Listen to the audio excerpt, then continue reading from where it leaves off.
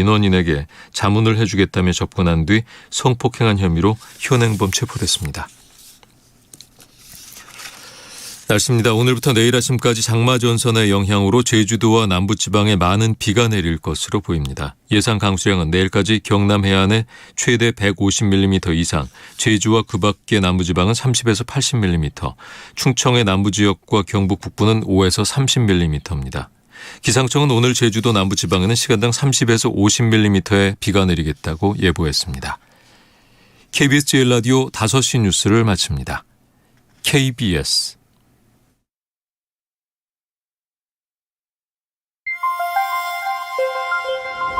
대한민국 중심 채널 KBS 1라디오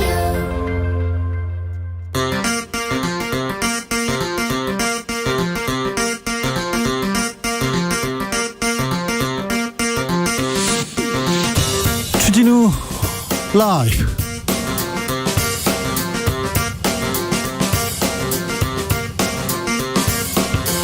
(2022년 7월 18일) 월요일입니다. 안녕하십니까, 주진우입니다. 윤 대통령 지인 우 사장 아들 대통령실 근무 사적 채용 논란 계속 뜨겁습니다. 윤 정부의 공정이 무너졌다는 목소리도 나옵니다. 구급 가지고 뭘 그러냐, 권성동 대표 직무대행의 발언 논란을 더 키웠는데요. 윤핵관 장제원 의원 여당 원내대표 말이 거칠다고 지적했습니다. 오늘 출근길에서 윤 대통령 부실 인사 전반 짚어볼 계획 있느냐는 질문에 끝내 답하지 않았습니다. 사적 채용 논란의 전말 그리고 파장, 정치적 원의 시점에서 짚어봅니다. 민주당 이름만 빼고 다 바꾸겠다, 이기는 민주당 만들겠다, 이재명 의원이 당대표 출마를 공식 선언했습니다. 첫 행보로 김대중 전 대통령 묘소 참배했는데요. 연일 DJ 정신 강조하고 있습니다. DJ 동교동계 출신입니다. 5선의 서른 의원 이재명 맞겠다, 이재명 당대표 되면 당 분열된다, 이렇게 외치고 출마 선언했습니다. 어대명이냐 세대교체냐 97그룹도 뛰고 있는데요. 강병원, 강훈식, 박용진, 박주민, 양강, 양박, 열흘 뒤 여기에서 3명만 본선에 진출하게 됩니다. 주진우 라이브에서 당권 후보들 만나봅니다. 오늘은 강병원 의원 만나보겠습니다. 한동훈 법무부 장관이 예고한 대로 대검 수사정보정책관실 부활 움직임 보입니다. 범죄 정보 수집하던 곳입니다. 예전에는 범정이라고 불렸는데 검찰총장, 검사들의 눈과 귀 사유화 논란도 있었어요. 전 정부에서 검찰개혁 외치면서 부서 기능 축소됐는데 윤석열 정부 들어서 커집니다. 반대로 갑니다. 범정 부활의 의미, 김은지 기자와 짚어보겠습니다. 나비처럼 날아 벌처럼 쏜다. 여기는 주진우 라이브입니다.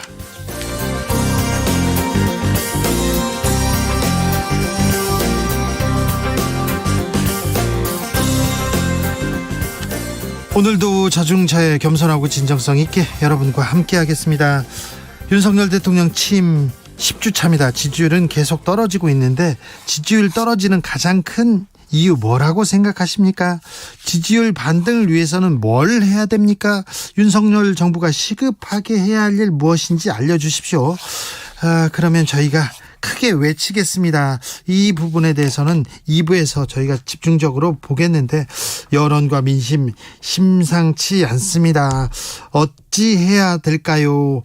여기에 대한 목소리 듣겠습니다. 샵 9730, 짧은 문자 50원, 긴 문자는 100원이고요. 콩으로 보내시면 무료입니다. 그럼 주진우 라이브 시작하겠습니다.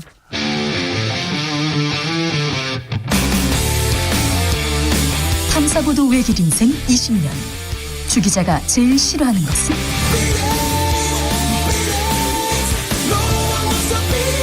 이 세상에서 비리와 부리가 사라지는 그날까지 오늘도 흔들림 없이 주진우 라이브와 함께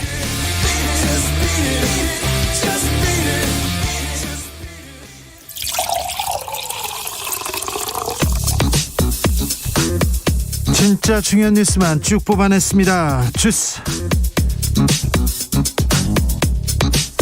정상근 기자 어서 오세요. 네, 안녕하십니까.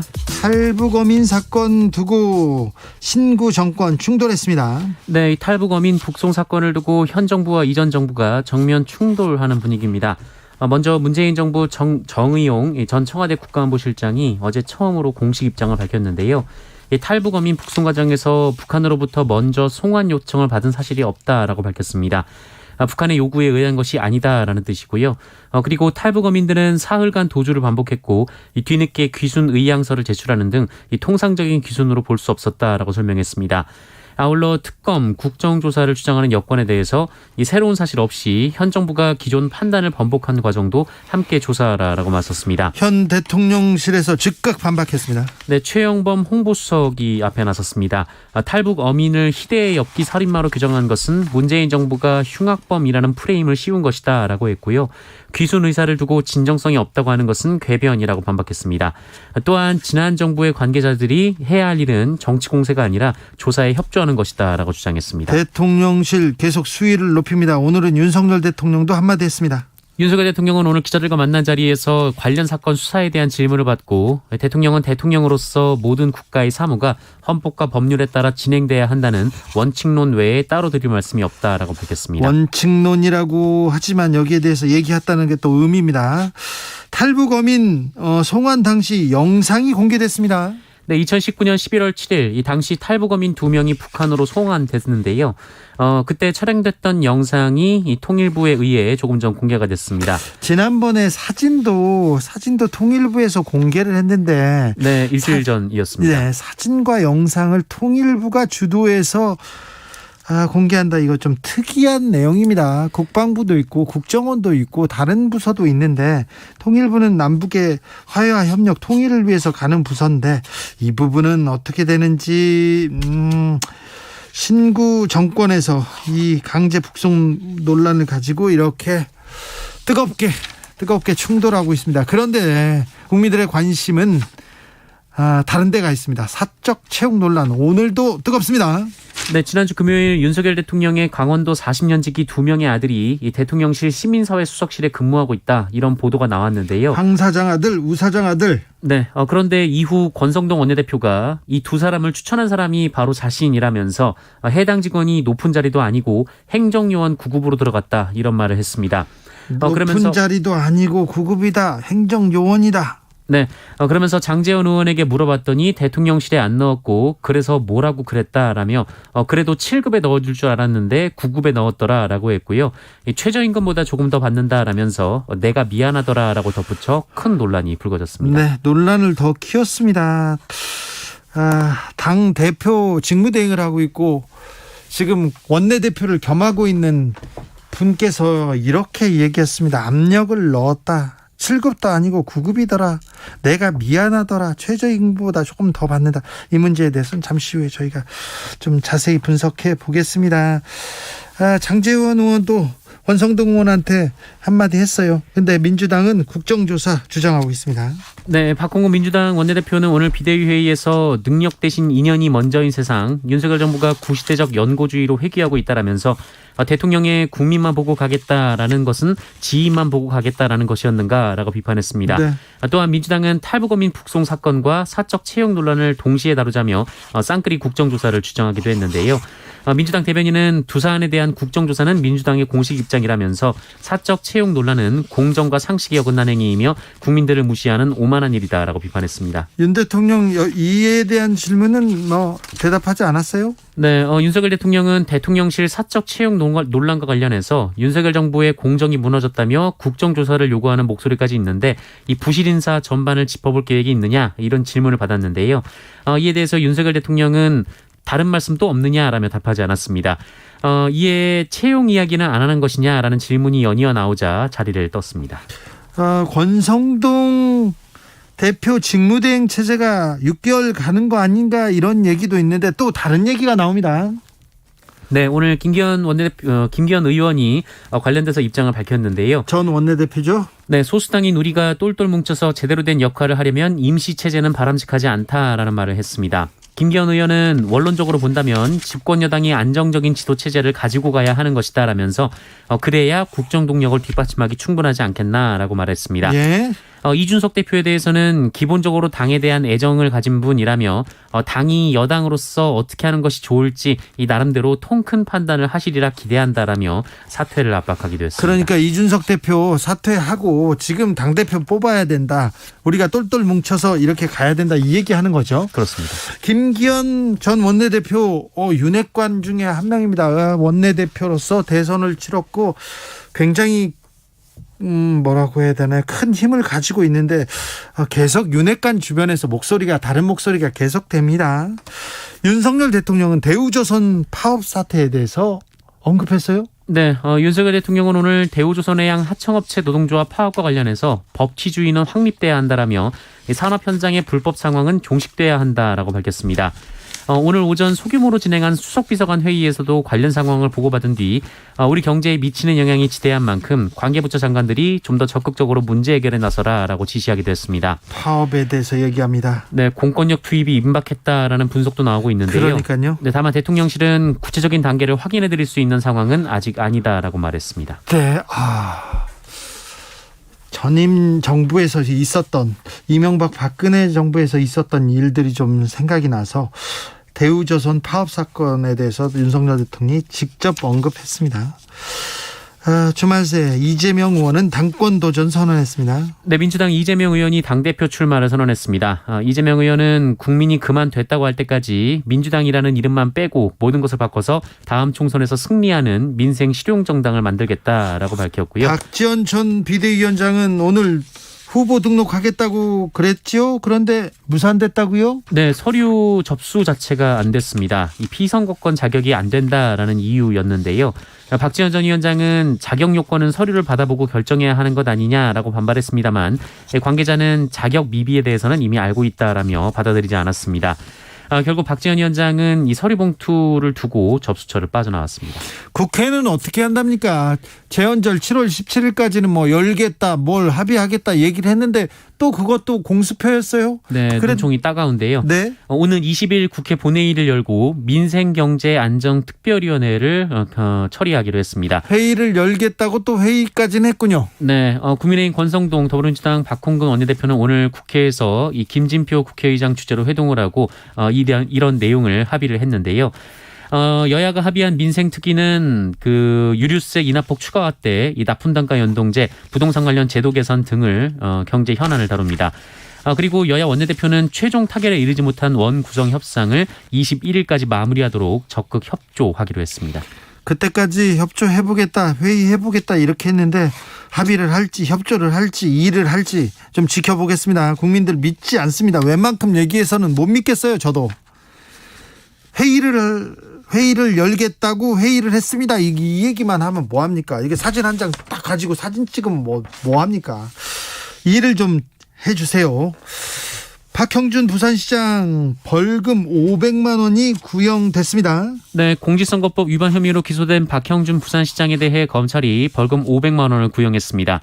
검찰은 피고인이 2009년 청와대 홍보기획관으로 재직하던 무렵 이뤄진 국정원의 4대강 사찰을 몰랐을 리 없고 관련 내용을 보고받았음에도 그런 사실이 없다고 허위로 말했다라면서 선거법에서 허위사실 공표는 표심을 왜곡하고 공명선거를 저해하는 중대범죄라고 구형 이유를 밝혔습니다. 청와대 중요 문건이 나왔었죠. 박형준 시장 측은 4대강 사업과 관련해 불법 사찰 지시는 물론이고 어떠한 것에도 관여한 사실이 없다라면서 관여하지 않았다라고 말한 것은 소극적 부인에 해당하는 것인데 이를 허위사실 공표죄로 기소한 것은 잘못이다라고 반박했습니다. 박형준 부산시장은 LCT 관련된 의혹이 있었고요. 홍대 입시 비리 관련해서는 거짓말한 부분이 드러나기도 했었는데 이런 부분은 다 기소하지 않았습니다. 검찰에서 하나 공직선거법 위반, 그러니까 청와대에서 4대강 사업과 관련해서 불법 사찰했다, 이 부분이었는데 이걸로 재판을 받고 있습니다.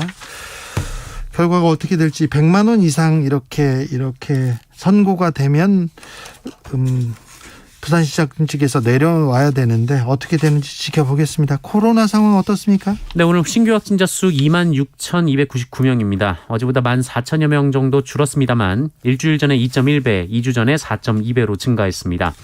월요일 확진자 수가 2만 명대로 올라온 것은 지난 5월 9일 이후 10주 만에 있는 일입니다. 다시 늘고 있어요. 위중증 환자 수도 조금 늘었는데요. 어제보다 10명 늘어나서 81명이 됐고요. 사망자는 11명 나왔습니다. 일본은 11만 명대 확진자가 나오고 있습니다. 곧 20만 명을 돌파한다는데 전 세계적으로 코로나 확진자 폭증세로 돌아섰습니다. 그러니까 휴가철 좀 각별한 주의 부탁드리겠습니다. 오늘부터 50대 이상 국민들에게는 4차 접종 예약 받습니다. 그러니까 가까운 곳에 이렇게 사전 예약 신고하시면 됩니다. 50대 이상은 72년생부터입니다. 73년생 저는 못 맞습니다. 아직. 자, 인하대 살인사건 피의자 구속됐습니다. 네, 지난 15일 인천에 소재한 인하대학교 교내에서 20살 여성이 숨진 채 발견된 사건이 있었습니다. 네. 경찰 조사 결과 범인은 동급생인 남성이었고요. 이 남성은 피해자를 성폭행하고 추락사시킨 혐의를 받고 있습니다.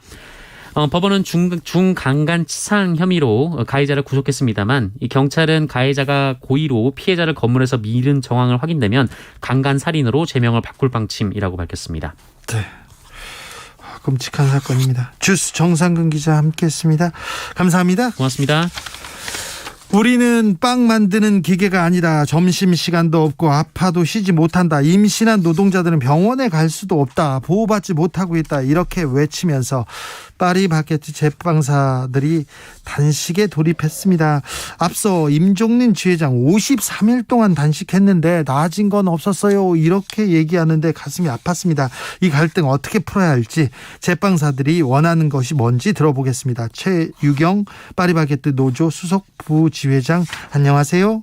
네, 안녕하세요. 네, 단식 중인데 안녕하냐고 물어서 죄송합니다. 네. 네. 지금 며칠째 단식 중이시죠?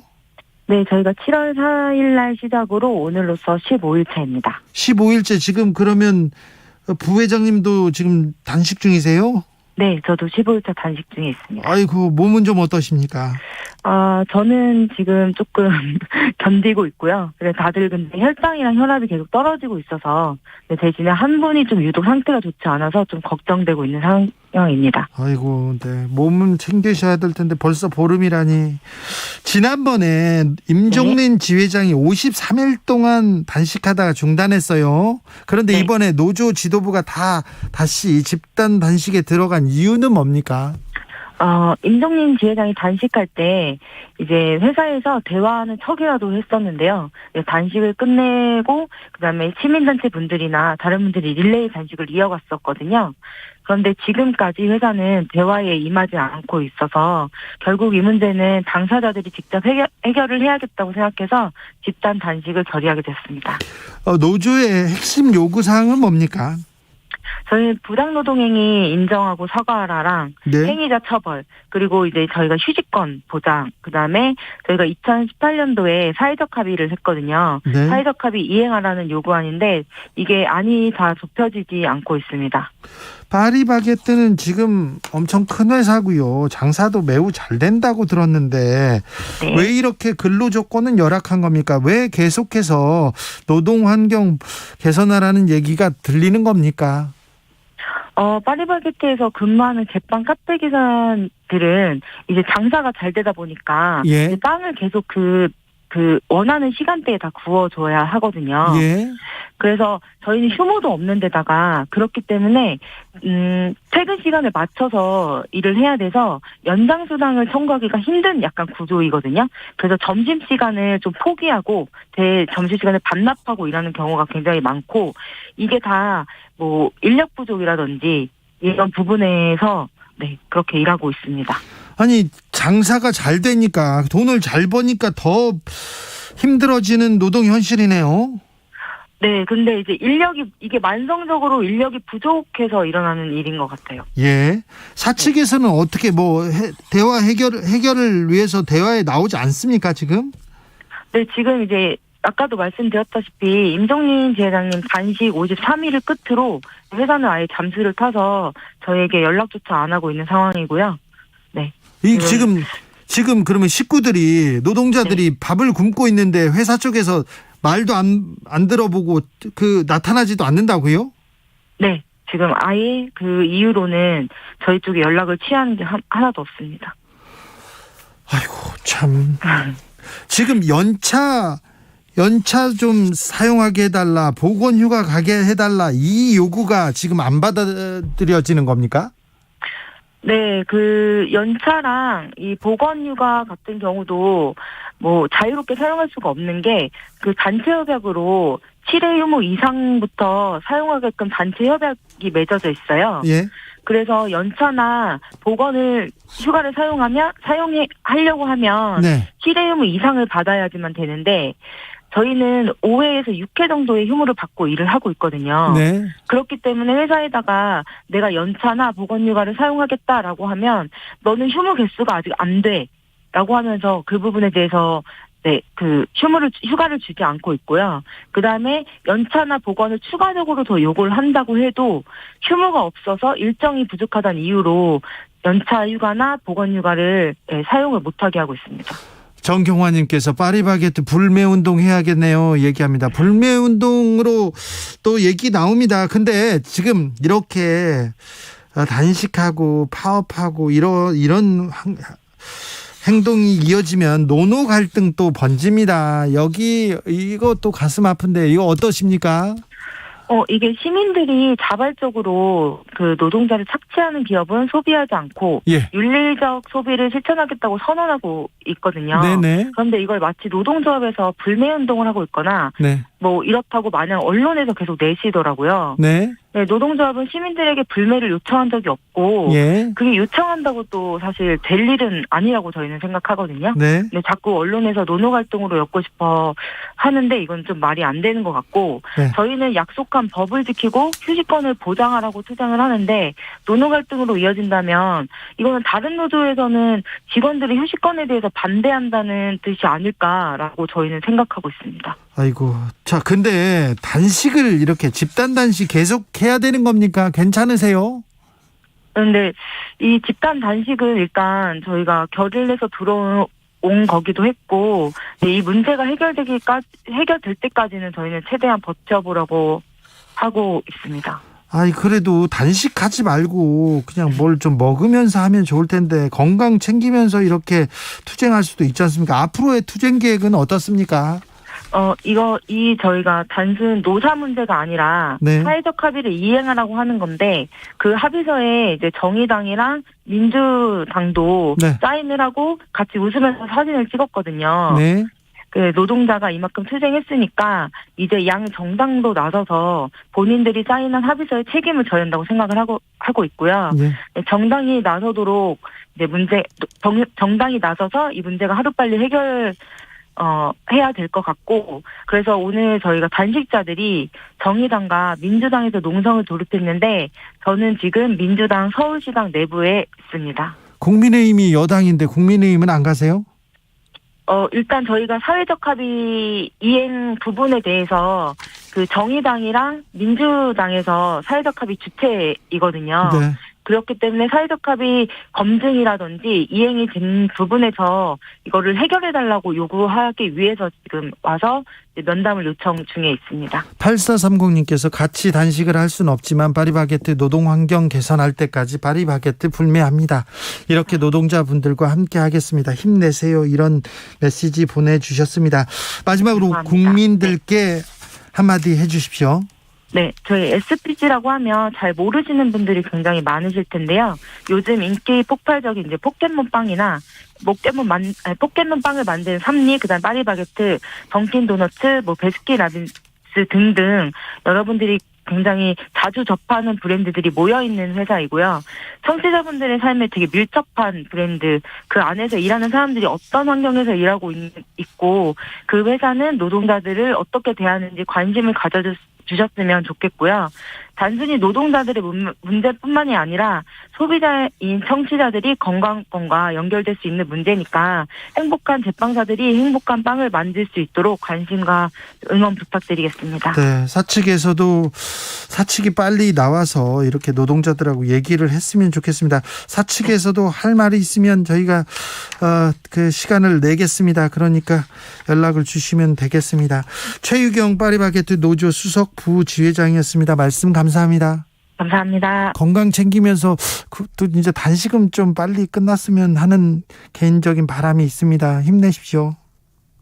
교통정보센터 다녀오겠습니다. 김한나 씨. 네, 지가 교통정보입니다. 퇴근 시간이 되면서 서울 시내는 교통량이 늘고 있는데요. 강변북로 구리 방면으로는 원효대교에서 동작대교 북단까지 고장난 차량 여파를 받고 있고요.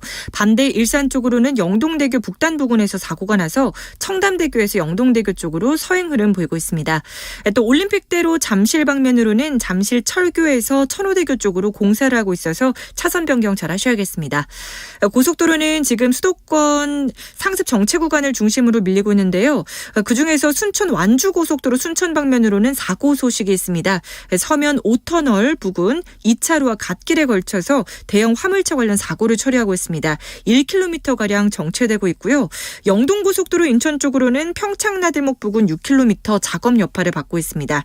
또 수도권 제일순환고속도로 판교에서 구리 방면 하남분기점에서 구리 남양주금소까지 8km 정체고요.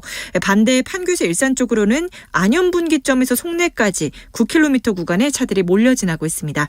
목적지까지 안전운전하시기 바랍니다. KBS 교통정보센터였습니다.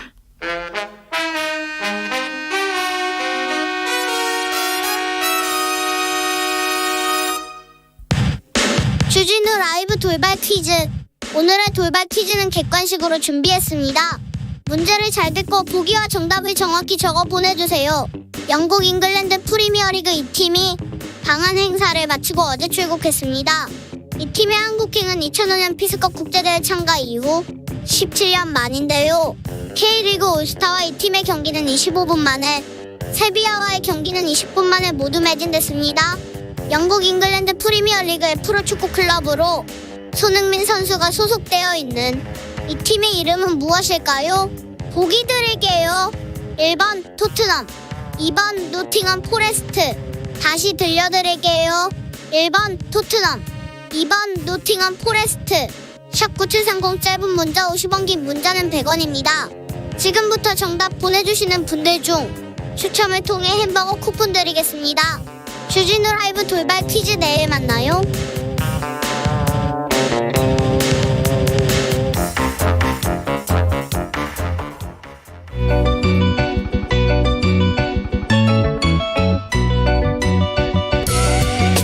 한층 날카롭다, 한결 정확하다, 한편 세심하다. 밖에서 보는 내밀한 분석, 정치적 원의 시점.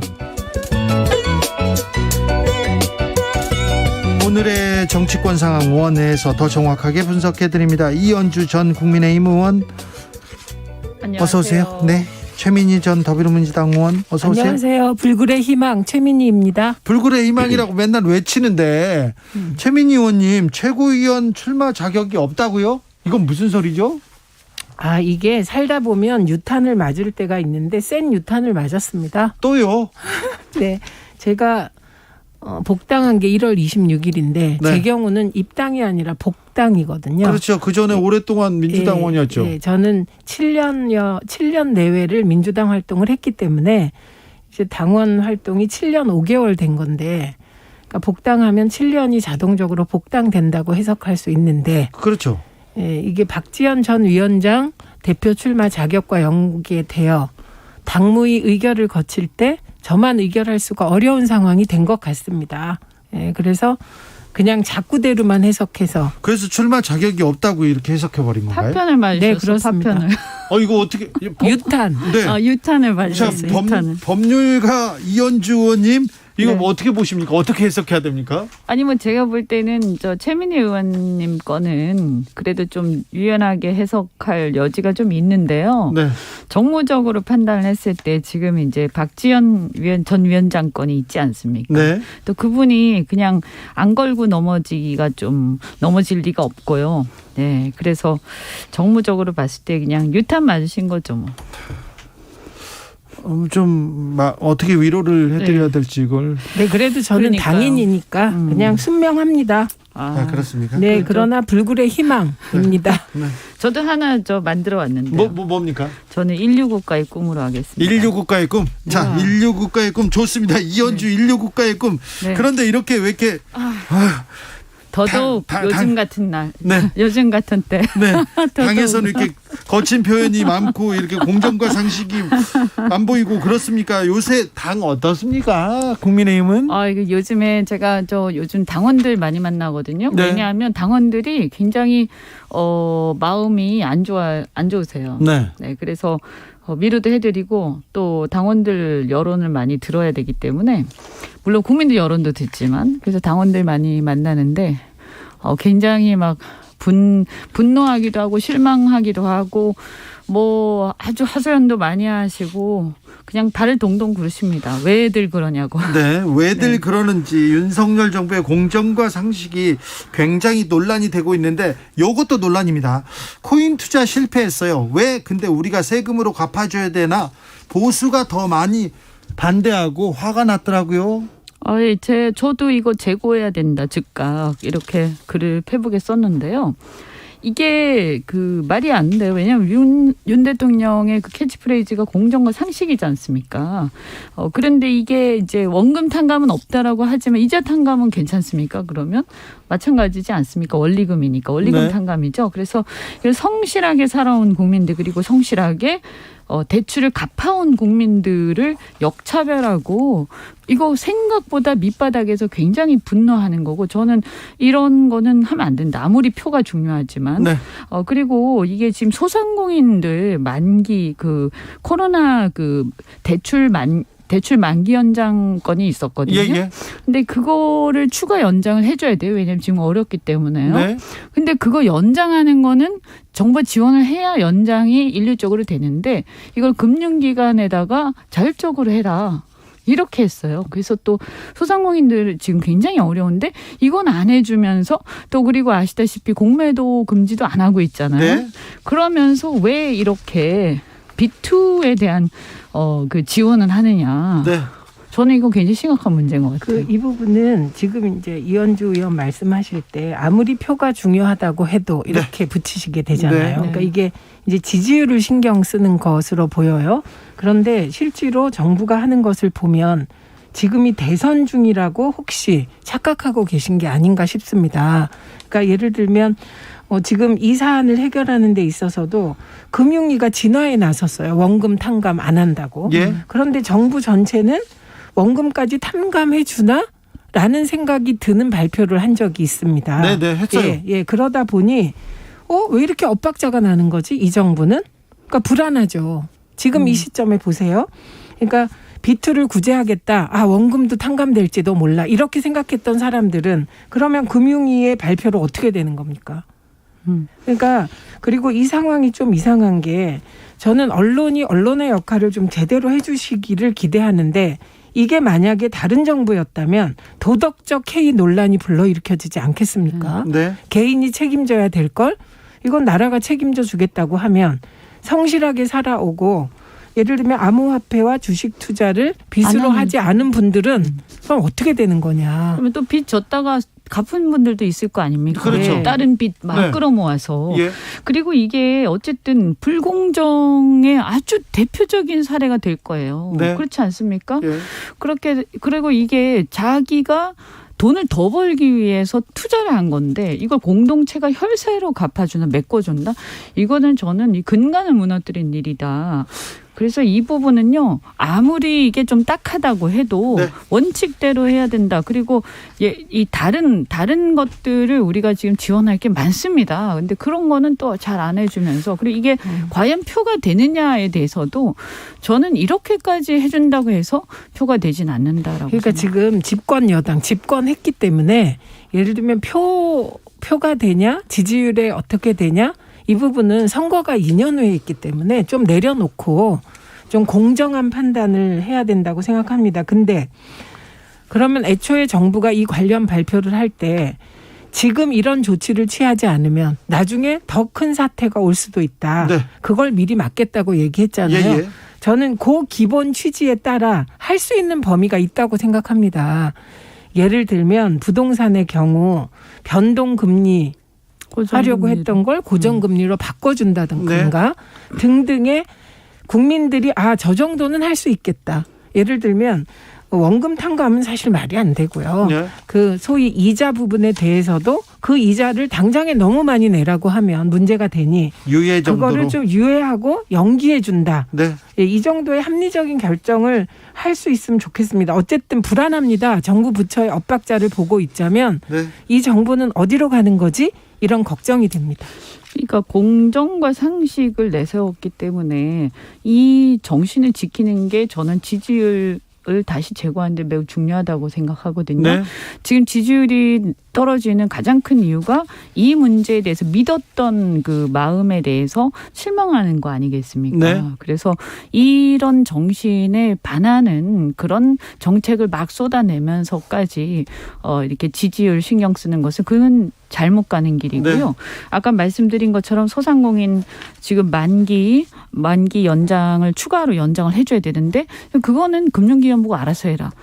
그것부터 정부가 좀 지원을 해서 그 만기 연장 추가해 주는 거 이런 거부터 챙기는 게 저는 중요할 것 같습니다. 그런데요, 공정과 상식 잘 안 믿어요. 이제 국민들이 대통령실 사적 채용 논란 나오고 그 이후에 나왔던 해명 보면 굉장히 이게 뭐지?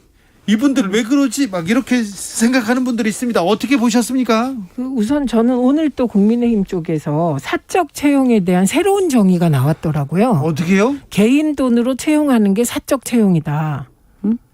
개인 돈으로요? 네, 그런데 이번에 개인 돈으로 채용한 게 아니니 공적 채용이다라는 얘기를 국민의힘 중견 의원께서 오늘 또 하셨더라고요. 아니 공적 기관에서 했는데 뭘 대통령실이 공적 기관이 아닙니까? 그래서 이거는 사적 채용이라고 하는 것은 사사로운 절차를 밟아서 임명된 것이 아니냐라는 문제 제기이다. 네. 예, 공적인 과정이라는 건 그러니까 그 사람이 어떤 업무 능력이 있어서 추천한다. 그러면 그 업무 능력을 어떻게 보고 구급에 추천했다라는 공적인 내용이 있어야 되는데 그걸 지금 안 내놓고 있어서 문제가 되는 것이고요. 그리고 저는 오늘 이 자료를 보면서 그 장제원 의원이 오늘 나는 압력받은 적 없다. 추천받았을 뿐이다. 이런 얘기를 했어요. 예.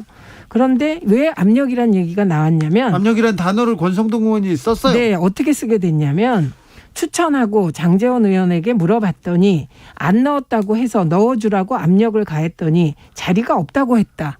나중에 알아보니 7급이 아니라 9급이었다. 9급 가지고 무슨 이제 이렇게 얘기를 하다 나왔더라고요.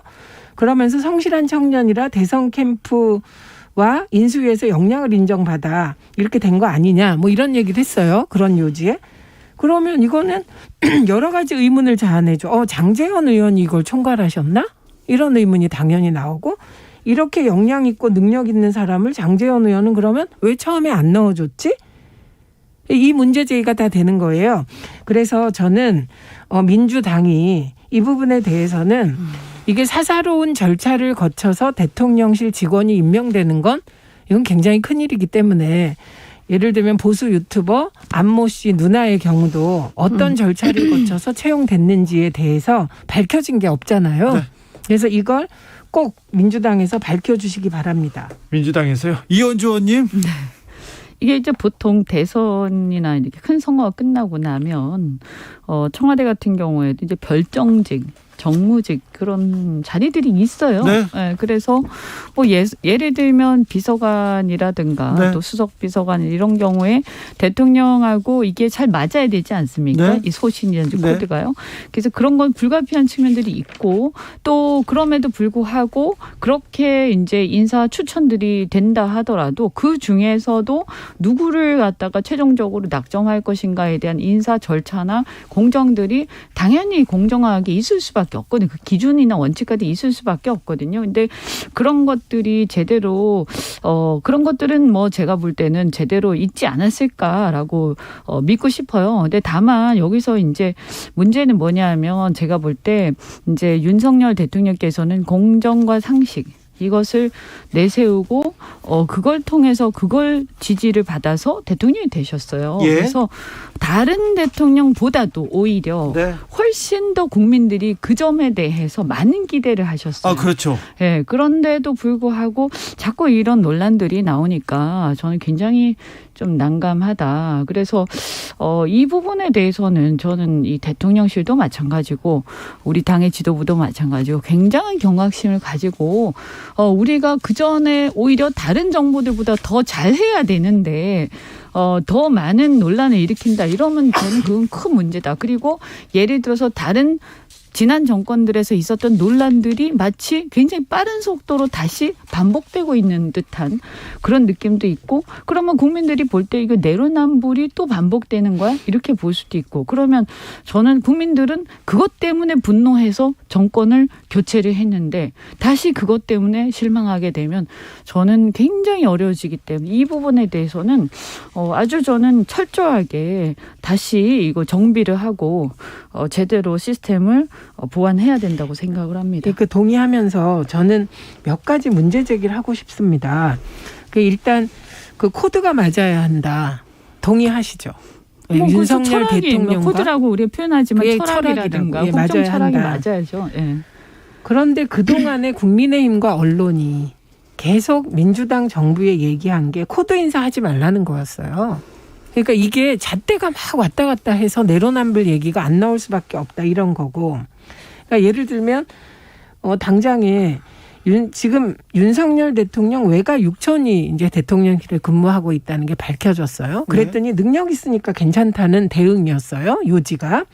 그리고 구구 유튜버 누나의 경우는 사실 구구 유튜브를 같이 운영도 했다는데 과거에 무슨 일을 했는지 모른다. 근데 이게 이제 연좌제 우는 이런 얘기가 나옵니다. 그다음에 이번에는 윤석열 대통령 강원도 지인 아들, 아버지가 강릉 선관위원이고 이게 대선 때 윤석열 후보에게 1,000만 원을 후원한 사람. 그다음에 인사비서관의 아내가 대통령실에 들어가려다가 그건 검증 과정이 있었는지 안 들어가고 1호기를 탑승했습니다. 네. 민간인 신분으로.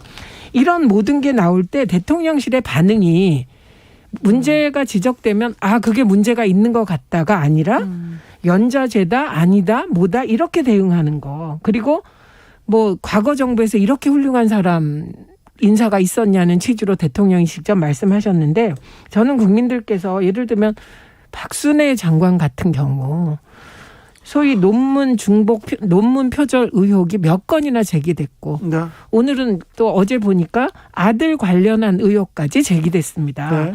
그리고 음주운전 거의 만취 상태인데 아주 예외적으로 법원에서 선고유예를 받아서 그것도 의혹이 있습니다. 이런 분을 야당과 언론의 공격으로 고생했다든가 이렇게 보는 시각은 정말 국민의식과 동떨어진 것이다. 그래서 이렇게 계속 과거 정부 탓하고 과거 정부보다 우리가 낫다. 과거엔 안 그랬냐? 이런 식으로 하면 저는 민심 회복이 어렵지 않을까 생각합니다. 지금은 남 탓할 때가 아니라 그 성당에서 내 탓이요 네. 하는, 그러니까 정말 정부 여당에 일단 내 탓이요 하고 문제를 바라보는 그런 태도가 필요한 때 같습니다. 주진우 라이브에 이현주 의원께서 아주 전에 나오셨죠. 한 1년, 2년 전에 나왔어요. 대선 전에 나왔는데 이런 얘기를 조금 자세히 하셨어요. 그죠? 네. 윤석열 정부 들어서 이렇게 갈 것이다. 이렇게 얘기를 했는데. 근데 경선 때. 네. 경선 때 얘기했는데 그렇게 가고 있습니다. 지금 2달 만에. 이거는 걱정된다는 사람들 많습니다. 네, 저는 이제 그런 우려 때문에 사실은 홍준표 후보를 그때 지지를 했었죠. 근데 기왕 되셨으니까 또 본선에서는 우리 당 후보로 제가 열심히 도왔고요. 네. 근데 기왕 되셨으니 정말 잘하셔야 되는데 이 우려들이 불식될 정도로 잘하셔야 되는데 너무 그 우려한 대로 이렇게 되고 있어서 진짜 이렇게 사실은 걱정이 태산이고요. 왜냐하면 이게 결국에는 저희는 다 운명 공동체거든요. 일단 당선이 되셨기 때문에 또 우리 후보로서. 그래서 사실은 이게 대통령만의 문제가 아니라 당 전체의 문제고, 우리 당이 그전에 탄핵도 되고 많은 것들을 국민들한테 걱정을 끼쳐드렸기 때문에 다시 한번 어떤 대통령의 어떤 문제 또는 대통령의 지지율 하락이라든가 이런 일들이 이제 걱정거리가 되는 것 자체가, 우리 아까 제가 당원들 말씀드렸지만 지금 저희 핵심 당원들 각 지역에 아주 스트레스 많이 받고 계세요. 네. 그런데 이 지지율을 반등시키려면, 이 지지율 급락에서 빠져나오려면 어떻게 해야 됩니까? 일단 제가 볼 때는 그냥 단순하게 이거에 대한 인식부터 정확하게 해야 된다. 이 심각성에 대한 인식. 네. 그래서 지금의 어떤 지지율 하락이 지지율에 일희일비하지 않는다. 물론 지지율에 일희일비하는 것은 좋은 태도는 아니죠. 그렇지만 국민적 지지가 이렇게 많이 빠져서 국정 동력이 굉장히 낮아지고 있다. 이런 네. 상황은 저는 일희일비의 문제가 아니라 심각하게 인식해야 된다. 그래서 이게 야당의 우려, 그리고 그다음에 언론의 우려뿐만 아니라 지지자들, 전 국민이 이렇게 우려하고 있다. 심각하게 받아들여야 됩니다. 그럼요. 지금 현재 우리 이 보면 일선에 저희 당원들도 사실 말씀 들어보면 다 심각하게 받아들이고 있고요. 그래서 가장 중요한 건 저는 대통령실 그리고 주변 사람들 네. 그리고 당의 핵심 우리 당직자라든가 지도부 이런 쪽에서 심각성을 인식을 하고 정말 대대적인 어떤 이 개선 또는 쇄신 이런 방안을 모색을 해야 된다 이렇게 생각을 이게요, 합니다. 가장 중요한 건 이럴 때 가장 중요한 건 지지율을 올리려고 조급하게 행동하지 않는 것이라고 저는 생각합니다. 예. 이 세상에 지지율을 갑자기 확 올리는 묘수는 없어요. 네. 예, 그리고 지금 상황은 특정한 어떤 사안, 예를 들면 뭐 세월호 참사에 버금가는 큰 사안이 터져서 지지율이 떨어진 게 아니잖아요. 네. 조금씩 보니 준비도 안 된 것 같고 경제 위기에 대해서도 별로 대책이 없는 것 같고 그리고 문재인 정부의 공정을 공격했는데 어떤 분들은 더 불공정하다고 느껴서 내로남불이라고 느끼고 그리고 부처 간의 엇박자 대통령과 경찰이 충돌하고 이런 사안이 있지 않습니까? 노동부 장관과 대통령의 말이 다르고 그래서 이게 모든 것에 대한 판단으로 지지율이 떨어지는 거기 때문에 이럴 때 예를 들면 대북 관계, 과거 심지어 남북 정상회담까지 건드리는 그런 수사가 될까? 이런 걱정을 할 정도인데 그런 어떤 사정 정국으로 이를 돌파해서 지지율을 획기적으로 올린다. 이런 식의 접근은 저는 전혀 도움이 안 될 거다. 지금 이렇게 봅니다. 탈북 어민 강제 북송 사건을 놓고 지금 대통령실 그리고 전 정권이 갈등하는 양상인데 이 지점 어떻게 보십니까? 저는 이 사건은 진실을 규명하는 것은 필요하다고 생각합니다. 왜냐하면 그 당시에도 논란이 좀 있었기 때문에요. 다만 현재 진행 중인 사건이 아니고 그 당시 있었던 사건에 대한 진상규명이잖아요. 그러면 이거는 진상규명 할 곳에서 착실히 해나가면 될 일이고 사실 국민들 같은 경우는 지금 현재 대한민국 국민들이 이 건도 이 건이지만 우리 이제 어떻게 보면 보수 쪽에 아주 열렬 지지하시는 분들 빼고는 제가 볼 때는 이 사안보다는 대부분 민생과 경제에 다 이렇게 그렇죠. 걱정을 하십니다. 아까 네. 예를 들면 B2 문제, 네. 그다음에 금융 지원 문제 이거 어떻게 되고 네. 그다음에 또 더더군다나 지금 우리 주변의 국제 정세도 안 좋지 않습니까? 그렇죠. 이 상황들이 요즘에는요 국제적으로 그 주식 투자하시고 이런 분들 많으세요. 그래서 어떻게 보면 정치인들보다 더 국제 정세를 잘 알고 계시거든요. 그래서 나라 걱정을 더 많이 하세요. 그러니까 이러한 상황 속에서 지금 여기에만 지금 며칠째 계속 이슈몰이가 되고 있는 거는 근데 국민들이 과연 관심이 그만큼 있는지는 저는 좀 의문이고 그랬을 때 이게 네. 진상규명은 당연히 해야 되고 조용하게 진행해야 되지만 네. 문제는 뭐냐 하면 그 비중 어떤 이슈의 비중을 국민들의 눈높이에 맞춰서 해야 그래야 이게 지지가 유지가 된다는 거죠. 네. 박경찬 님이 오랜만에 멋진 패널들 나오셨어요. 이런 게 토론입니다. 얘기합니다.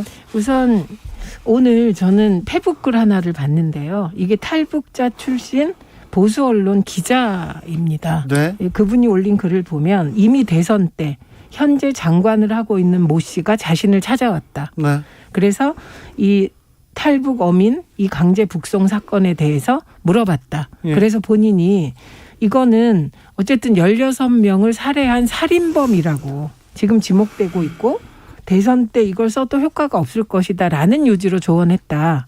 그런데 이게 굉장히 위험하다는 요지의 글을 썼습니다. 네. 예, 그래서 이게 16명을 살해한 범인이 아니라는 확실한 근거를 가지고 있지 않으면 이거는 좋지 않은 카드다. 예, 국민의 동의를 받기가 어렵지 않을까 하는 요지의 문제 제기를 한 페북 글이 실렸습니다. 근데 지금 보면 오늘도 통일부가 무슨 영상을 하나 공개했는데 이건 지난번에 공개된 사진 한 장과 같은데 통일부가 왜 그래야 되나요?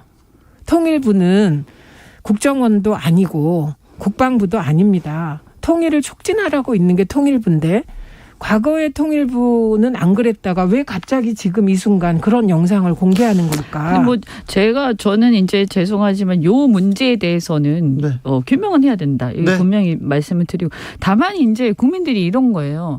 이거 말씀을 드리면요, 아 맞아, 그래 그 규명해야지. 그리고 바로 자신들의 관심사인 얘기들을 하십니다. 네네. 그래 딱 보면 이게 관심사에서 비중이 좀 적구나라는 걸 알 수가 있고요. 그리고 국민들이 대부분 무슨 말씀하시냐, 우리 당원들조차도 이러세요. 지금 죽을 지경인데 네, 그렇죠. 못들하는 거야. 그리고 예를 들면 아까 장제원 그 권성동 두 분이서 뭐 식사하고 뭐 다 좋습니다만 그거 별 관심도 없고 예. 국민들은 그런 거 나오는 것 자체가 좋지 않습니다. 제가 볼 때는. 예. 그래서 이런 거 보고 그다음에 또 이준석 당대표 징계하면서 낙마하고 이런 과정들을 보면서 그게 다 이유도 있고 또 동의도 하지만 그런 건 어떻게 처리를 빨리빨리 할 건 하더라도 네. 제발 정말 중요한 게 뭔지 그리고 그것을 위해서 날밤을 새면서 정말 고심하고 국민들 때문에 마음 아파하는 그 진지한 모습을 보여달라. 이게 저는 국민의 마음이라고 그래서 생각합니다. 국민 과반 이상이 사실은 이런 사정 정국에 동일하지 않는다는 흐름이 있습니다. 네. 예, 그리고 제가 주장하는 것은 이게 위기가 있으면 컨틴전시 플랜을 작동하고 싶은 욕구가 생깁니다. 집권 여당은. 네. 그런데 지금은 그런 비상적인 수단을 쓸 때가 아니다. 네. 그게 오히려 기름에 이런 불을 것도 붙이는 결과를 가져올 수 이런 있을 것도 것이다. 지지를 좀 받고 최민희 연주 인사해 주셔야 됩니다. 고맙습니다. 감사합니다. 고맙습니다. 네.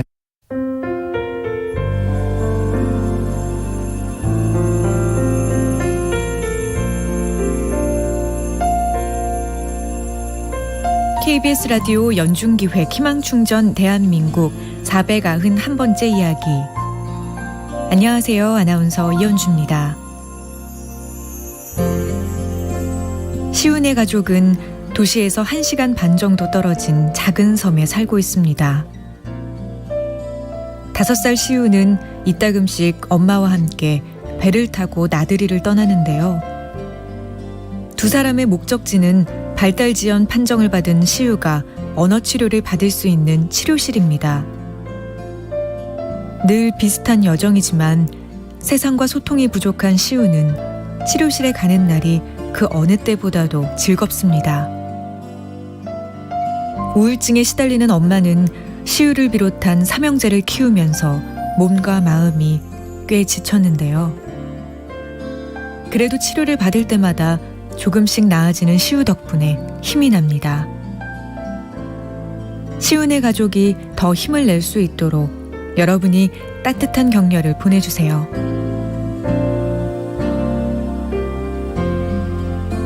여러분의 따뜻한 손길이 희망의 빛이 됩니다. ARS 060-700-1580 060-700-1580 한 통화 3,000원으로 희망을 선물해 주세요. KBS 라디오 연중기획 희망충전 대한민국은 초록우산 어린이재단, 인탑스 주식회사 그리고 청취자 여러분과 함께합니다.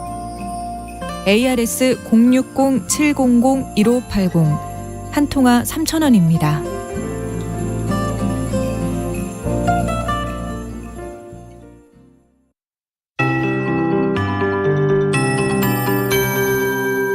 KBS 58분 날씨.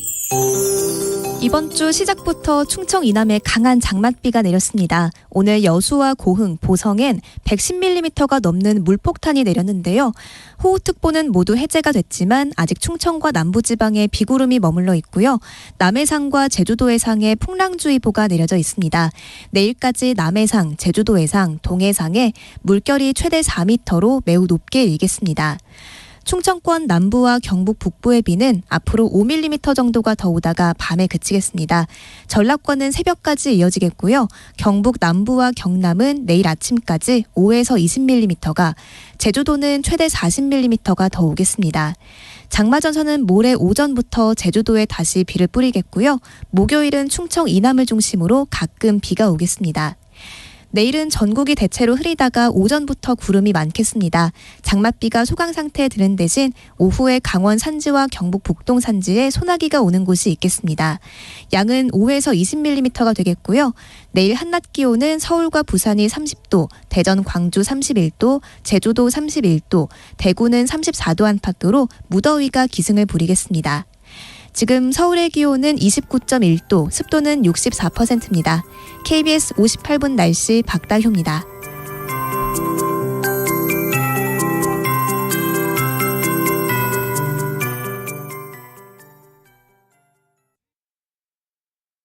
정성을 다하는 국민의 방송 KBS가 6시를 알려드립니다.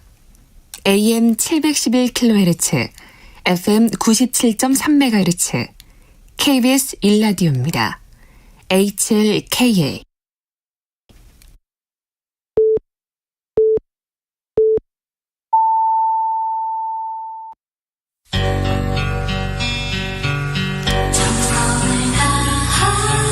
정성을 다하는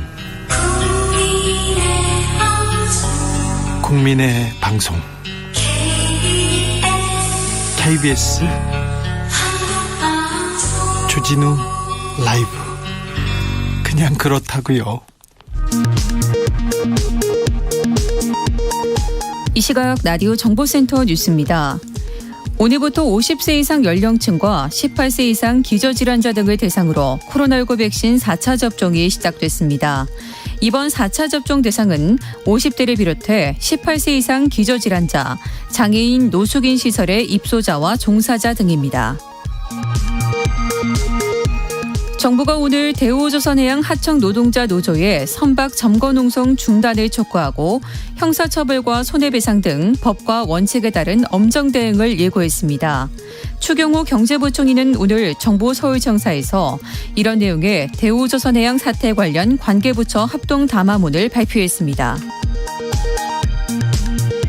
한일 외교장관 회담이 4년 7개월여 만에 일본에서 양자회담 형식으로 열렸습니다.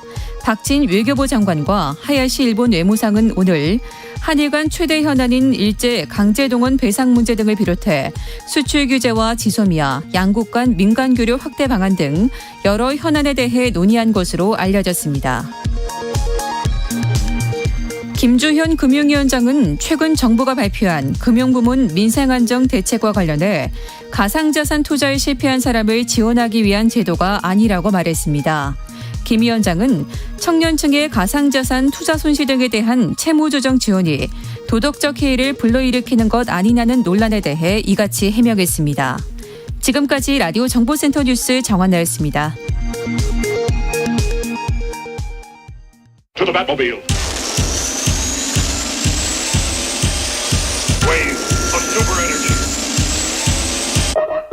주 기자의 1분.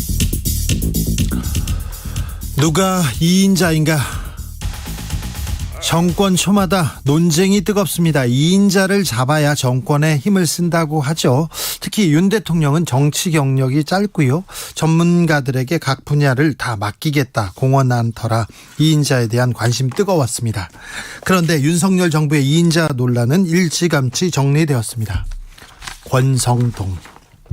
윤 대통령이 어렸을 적 강릉 외할머니 댁에 놀러 갔을 때부터 친구였다죠. 검사 출신이고요. 이명박 정부 때 비서관 지냈고 법사위원장 했고요. 대통령 만들기 1등 공신이었다고. 권성동 의원이 당대표와 원내대표를 겸하면서 2인자 자리에 올랐습니다. 원톱이라고도 합니다. 이준석 대표, 책임 총리, 비서실장도 그의 권세에는 비할 수 없었습니다. 강원도 역사상 최고 권력자라는 말도 있더군요. 이번 여름부터는 권 대표 지역구 강릉까지 KTX가 무정차 운행한다고 합니다. 권성동 대표의 공이라죠. 대단합니다. 대단해요. 권 대표가 지역 선관위원 아들을 대통령실에 밀어넣었습니다. 본인 입으로 압력을 가했다고 했습니다. 장제원 당선자 비서실장한테 우시 채용을 물었더니 대통령실에서 안 넣었다고 해서 넣어주라고 압력을 가했다. 본인이 이렇게 얘기합니다.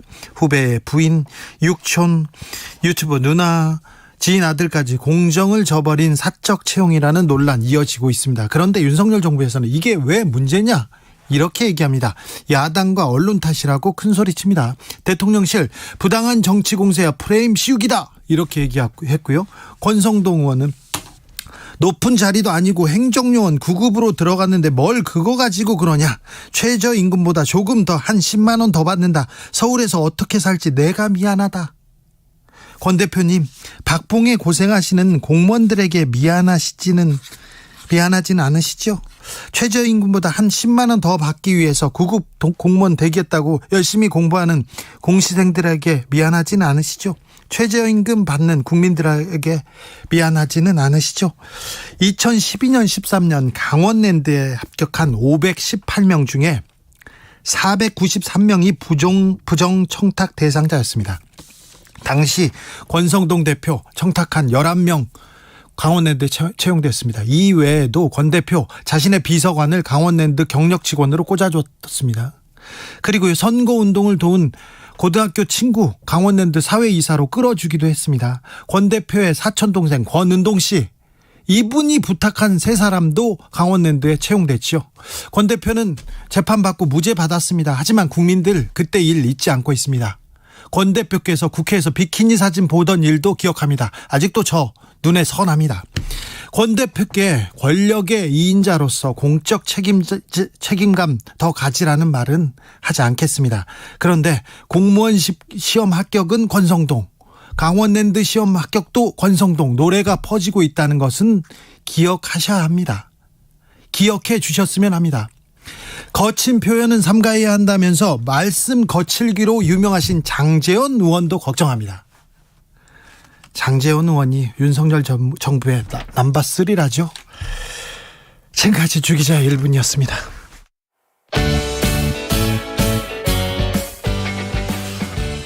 구와 숫자들 그대만 보였네.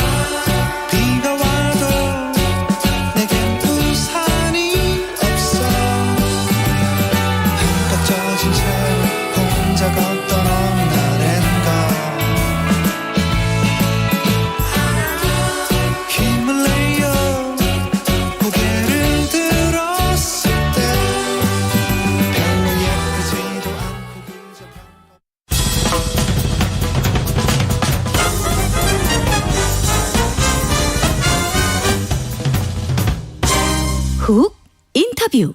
모두를 위한, 모두를 향한, 모두의 궁금증 훅 인터뷰. 더불어민주당 당권 경쟁 본격적으로 막이 올랐습니다. 어대명이냐 세대 교체냐 계속해서 말이 나옵니다. 이재명 의원 출마했고요. 서른 의원도 나섰습니다. 97그룹의 양강 양박 4명 후보들 출마했는데 당대표 도전하는 후보들 만나봅니다. 97그룹의 강병훈 의원, 안녕하세요.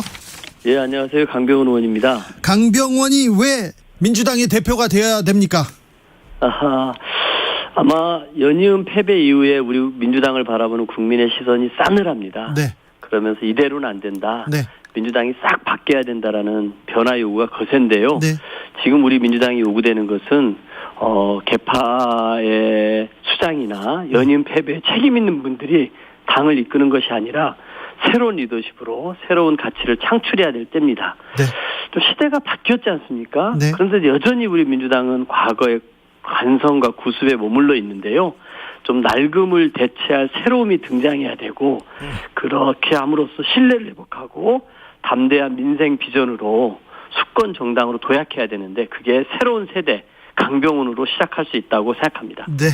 그러면 이재명은 낡음입니까? 이재명은 관성입니까? 저는 그렇다고 봅니다. 대선에서 패배했습니다. 그리고 지방선거에 인천 계양을 출마하는 누가 봐도 명분 없는 출마였습니다. 이런 연이은 패배에 대해서 그 직접 뛰었던 후보가 국민 앞에 진중하게 성찰하고 그 무엇이 잘못되었는지 반성하고 새롭게 나아갈 비전을 제시하지 않고 있다면 그것이 그 낡음 아니겠습니까? 우리는 그런 무책임한 정치를 벗어난 책임 정치를 구현할 때 우리 민주당에서 멀어졌던 신뢰를 회복할 수 있다라고 저는 말씀드리고 싶습니다. 서른 의원께서 이재명 대표되면 당 분열된다 이런 얘기했는데 이 부분은 어떻게 보십니까? 저는 이재명 의원의 이번 당대표 출마를 우리 당의 절대 다수의 의원들이 말렸습니다. 만류했습니다. 당의 원로들까지 나서서 만류를 했습니다. 이재명 의원께서 당대표 출마하면서 통합을 하겠다고 했는데요. 이 절대 다수의 의원들의 의견을 한마디도 듣지 않는, 경청하지 않는, 그리고 숙고하지 않는 당대표 후보가 어떻게 통합을 이끌 수 있겠습니까? 저는 오히려 이재명 후보가 책임지지 않는 정치인의 모습으로 우리 당을 이끌어 간다라면은 그것 자체가 우리 당을 또 다른 분열과 갈등으로 이끌어가는 잘못된 정치적 선택이 될 것이라고 생각합니다. 서른 의원님의 말씀은 그런 우리 당을 단합시키고 통합시키고자 하는 그런 충정에서 나온 말이고요. 이재명 후보께서 지금이라도 이런 서른 의원님의 말씀을 정말 새겨 들었으면 좋겠다고 생각합니다. 대다수의 의원들이 반대했습니까? 그렇죠. 저희 재선 의원들이 48명이거든요. 네. 저희 재선 의원 48명 중에 35명이 이재명 의원의 출마를 반대하는 내용에 동의를 했습니다. 여의도에는 그런 말이 있습니다. 벼룩 3마리는 몰고 가도 국회의원 3명은 한 방향으로 데려가기 힘들다. 네. 그런데 48명 중에 35명이면은 자그마치 75%의 의원들이 이재명 의원이 이번 당대표 선거에 나오지 말아달라고 한 목소리를 낸 겁니다. 정말 일찍이 보기 힘든 과정이었고 이것이 우리 재선 의원들만의 얘기가 아니라 의원 워크숍에서도 의원들이 이구동성으로 이재명 의원에게 이번 한번 정말 뒤로 물러서서 무엇이 대선 패배와 연이은 지방선거의 패인이었는지 성찰을 하는 시간을 갖는 게 좋겠다. 그렇게 하는 것이 이게 DJ의 길이고 문재인의 길이다라는 많은 조언이 있었음에도 불구하고 이번에 출마 선언을 했습니다. 이렇게 자기만이 옳다고 생각하고 나만이 대안이라고 생각한다라고 하면은 어떻게 이 의원들과 우리 당을 이끌어가서 다음 총선에서 국민의 마음을 얻을 수 있겠습니까? 이재명 의원은 DJ의 길을 가겠다고 오늘 DJ 묘소 참배하기도 했는데요. 저는 그런 면들이 정말 과연 이재명 의원이 당내에서 보여주고 있는 모습과 맞는 모습인지 모르겠습니다. DJ 대통령은 어떻게 했습니까? 대선 패배 이후에 정계 은퇴를 선언하고 해외로 나가셨습니다. 그 이후에 다시 본인의 정치적 역량들을 더 키우시고 대한민국에 대한 준비된 정책들을 가지고서 다시 국민 앞에 섰을 때 우리 국민들이 DJ를 대통령으로 만들어주지 않았습니까? 네. 이회창은 어떻게 했습니까? 대선에 패배했음에도 불구하고 본인이 제왕적 당 총재를 계속해서 함으로써 다음 선거에서 또 패배했습니다. 저는 지금 우리 국민들이나 많은 분들이 국민들 여론조사를 봐도 50% 넘는 국민들이 이재명 후보의 의원의 당대표 출마가 부적절하다고 얘기하고 있고 의원들도 마찬가지입니다. 저는 이런 국민적 요구를 좀 수용하는 그런 정치인의 자세가 필요한 거 아닌가 싶습니다. 네. 지금 그러면 이재명 의원이 DJ의 길을 가지 않고 이회창의 길을 가고 있다고 보시는 겁니까? 저는 그렇게 봅니다. 저는 결국은 이해창 총재 같은 경우도 당내에 많은 우려가 있었습니다만 그 주변의 측근들이 무조건 다음에 된다라는 그런 말에 계속해서 그 총재를 유지하면서 대선을 준비했었습니다만 그거는 우리 국민들이 봤을 때는 패배한 사람이 취할 행동이 아니라고 봤던 겁니다. 국민과 멀어졌던 것이죠. 진정 우리 민주당이 수권 정당으로 가고 이재명 의원이 다음 대선을 노린다라고 하면은 국민의 목소리, 국민을 따라가야 되지 않겠습니까? 네. 일부 강성 지지층만을 믿고 가다가는 점점점 우리 당이 뺄셈의 정치만을 하는 정당이 되지 덧셈의 정치를 할 수 없게 됩니다. 저는 지금이라도 네. 많은 의원들과 함께 이재명 의원이 나아갔으면 좋겠습니다. 강병훈 의원님, 지금 뭐 당내에서 의원들은 거의 반대하고 있다. 당심은 아니라고 이렇게 얘기하는데 그래도 어대명 어차피 대표는 이재명이다 이런 분위기가 있습니다. 저는 모르겠습니다. 그게 결과가 이제 어떻게 나올지는 모르겠습니다만요. 저는 실제로 우리 국민들 여론조사를 해보면은 이재명 의원이 당대표에 출마하는 게 적절하냐 부적절하냐 그러면은 예전에 SBS 조사 같은 경우는 53.9%가 부적절하다 그랬고요. 그 이후에 나왔던 어떤 조사는 56.1%까지 부적절하다 나왔습니다. 많은 국민들의 마음을 우리가 얻지 않으면 네. 어떻게 이 난국을 극복하겠습니까? 연이은 우리가 패배를 했는데도 나만 옳다? 나만이 대안이다라고 하면은 이게 국민들에게 마음을 얻는 것일까요? 저는 이 헌신이라는 말로 본인의 당대표 출마를 포장을 하셨던데 헌신이라는 말은 노무현 대통령이 지역구도를 타파하기 위해서 종로 지역구를 버리고 다시 부산으로 내려갔을 때 그런 힘든 정치적 선택을 했을 때 헌신이라고 하는 것이지 네. 아무런 명분도 없고 본인의 정치적 고향인 이 경기도 분당을 버리고 개항을에 출마하는 이런 행태를 우리는 헌신이라고 표현하지 않습니다. 저는 우리 민주당이 이재명 의원의 정치적 야망을 실현하기 위한 도구로 오히려 전락한 거 아닌가라는 우려를 표합니다. 아니 얼마 전에 대선 때는 이재명이 개혁을 해낼 거다. 개혁의 적임자라고 얘기했는데 당대표는 아닙니까? 대선 후보는 돼도? 대선 후보가 됐을 때는 저희 당이 모든 역량을 다 모아서 이재명 대통령 후보를 도왔습니다. 네. 그럼에도 불구하고 윤석열 대통령을 만들지 않기 위해서 우리 이재명 후보를 찍었음에도 불구하고 우리가 진 거 아닙니까? 네. 거기에는 뭔가 원인이 있을 것입니다. 네. 문재인 정부의 부족한 점, 우리 당의 내로남불, 또 후보의 캠페인이나 후보가 시대 정신을 잘 못 이끌거나 후보의 역량 부족이나 후보의 도덕적인 리스크가 없었는지 등등을 다 평가해야 되지 않겠습니까? 네. 그때 이재명을 통해서 개혁하자고 했던 것은 우리가 대선을 이겨야 되기 때문에 당연히 하는 구호고 최선을 다했습니다. 그러나 그 이후에 패배했다라면은 왜 졌는지를 평가해야 되고 그 패배의 책임을 제대로 평가하지 않고 과오를 덮기 위해서 또 개항을에 출마를 해서 과오가 또 발생했는데 네. 또 이것도 당대표 출마로 덮어버린다라 그러면은 우리 당을 국민들이 어떻게 보겠습니까?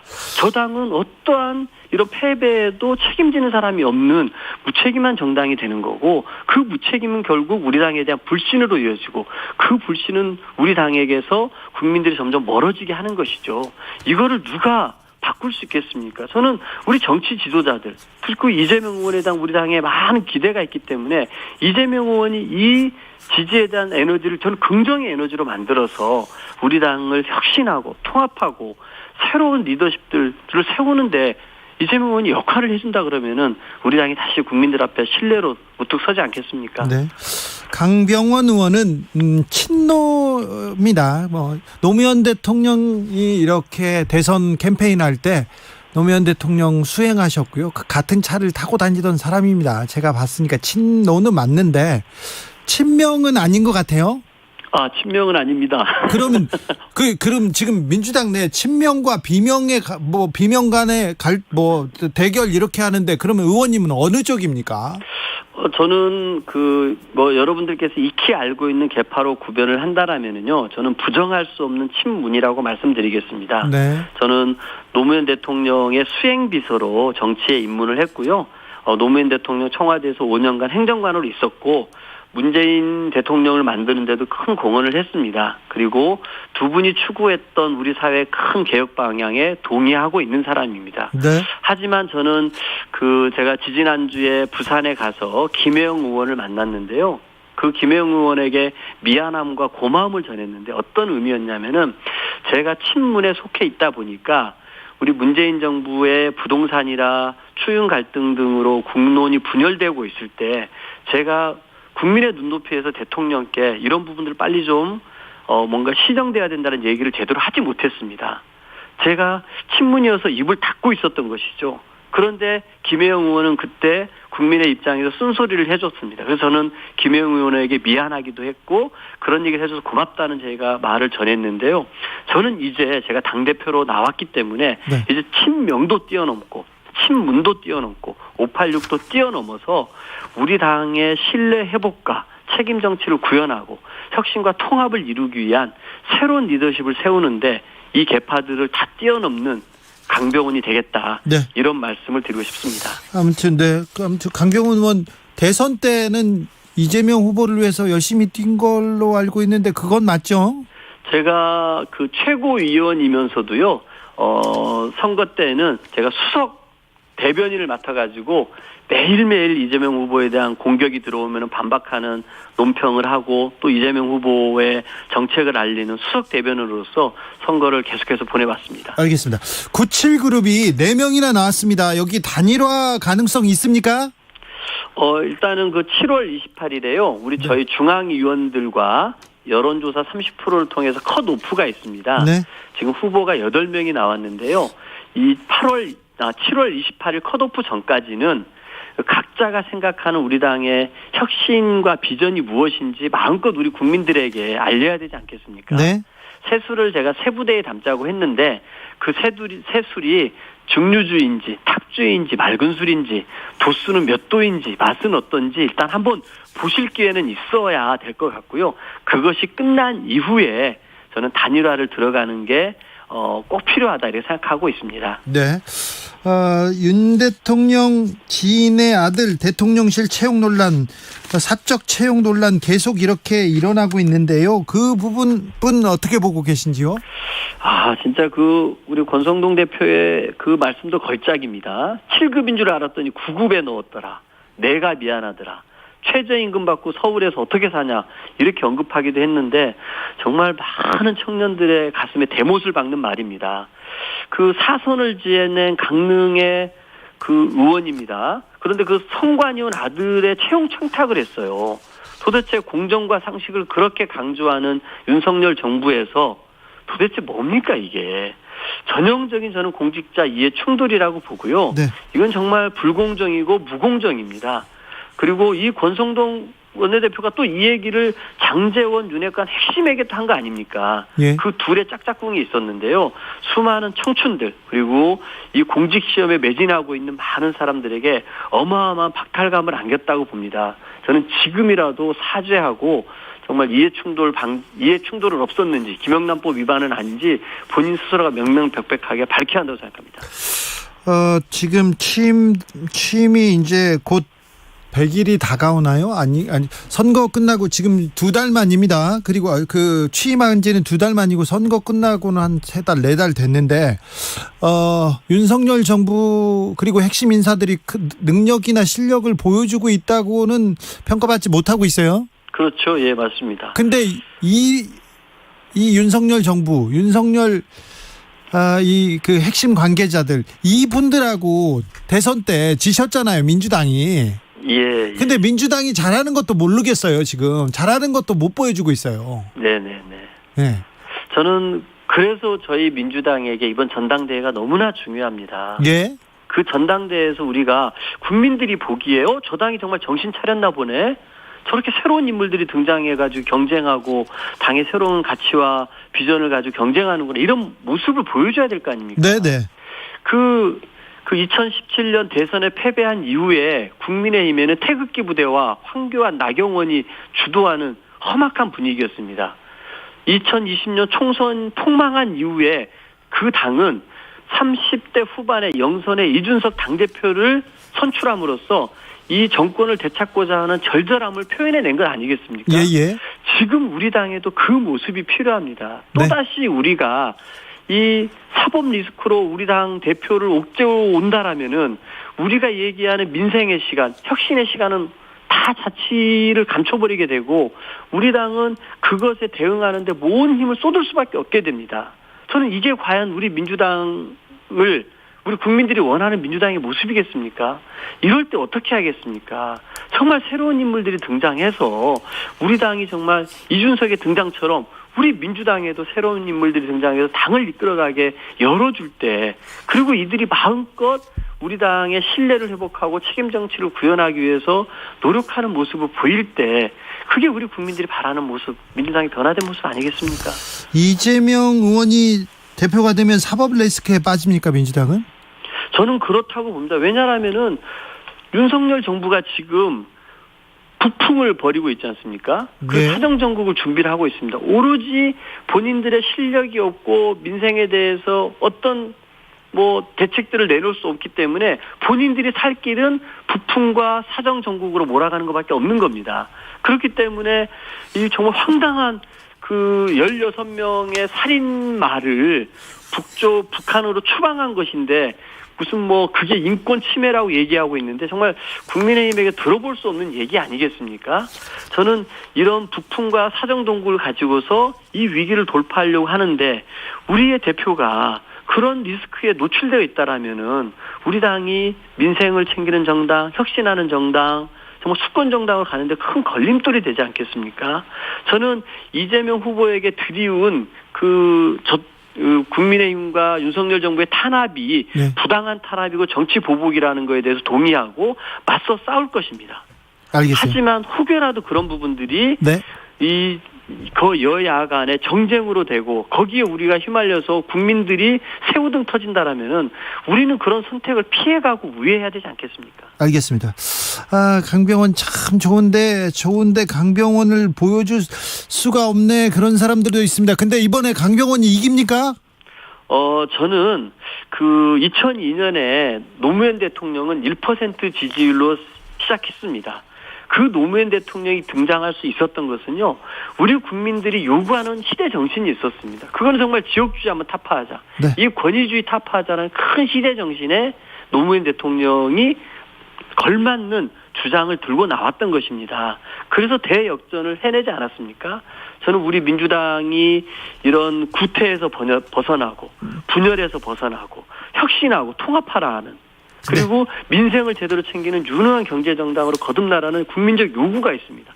싹 바꿔라는 국민의 명령에 부합하는 후보가 바로 젊은 강병원이라고 생각합니다. 알겠습니다. 여기까지 듣겠습니다. 당대표 도전하는 강병원 의원이었습니다. 감사합니다.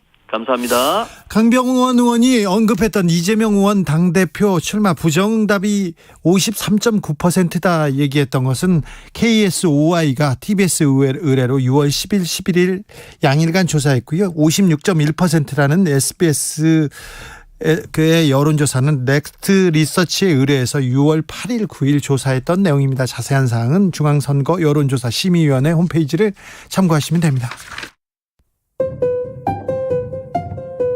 정치 피로, 사건 사고로 인한 피로, 고달픈 일상에서 오는 피로. 오늘 시사하셨습니까?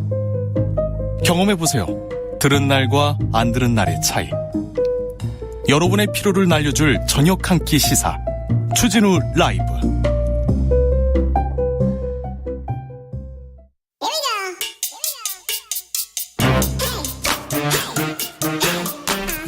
뉴스를 향한 진지한 고민, 기자들의 수다. 라이브 기자실을 찾은 오늘의 기자는 은지옥이요. 시사인 김은지입니다. 오늘 준비한 첫 번째 뉴스부터 가볼까요? 네, 문재인 정부에서 폐지 수순을 밟았던 대검 정보관리 담당관실이라고 있는데요. 네. 이곳이 인력을 보강한다고 합니다. 옛날에 범정이라고 범죄 정보 수집한다고 하고 이렇게 검사도 있고 수사관들이 다녔는데요. 범죄 정보를 수집하니까 굉장히 사람들이 만나는 사람들마다 무서웠어요. 그래서 힘이 세가지고 그 사람들 한때 이렇게 잘 만나기도 했었는데 다시 생긴다고요? 이거 지난 정부 때 사라진 내용인데.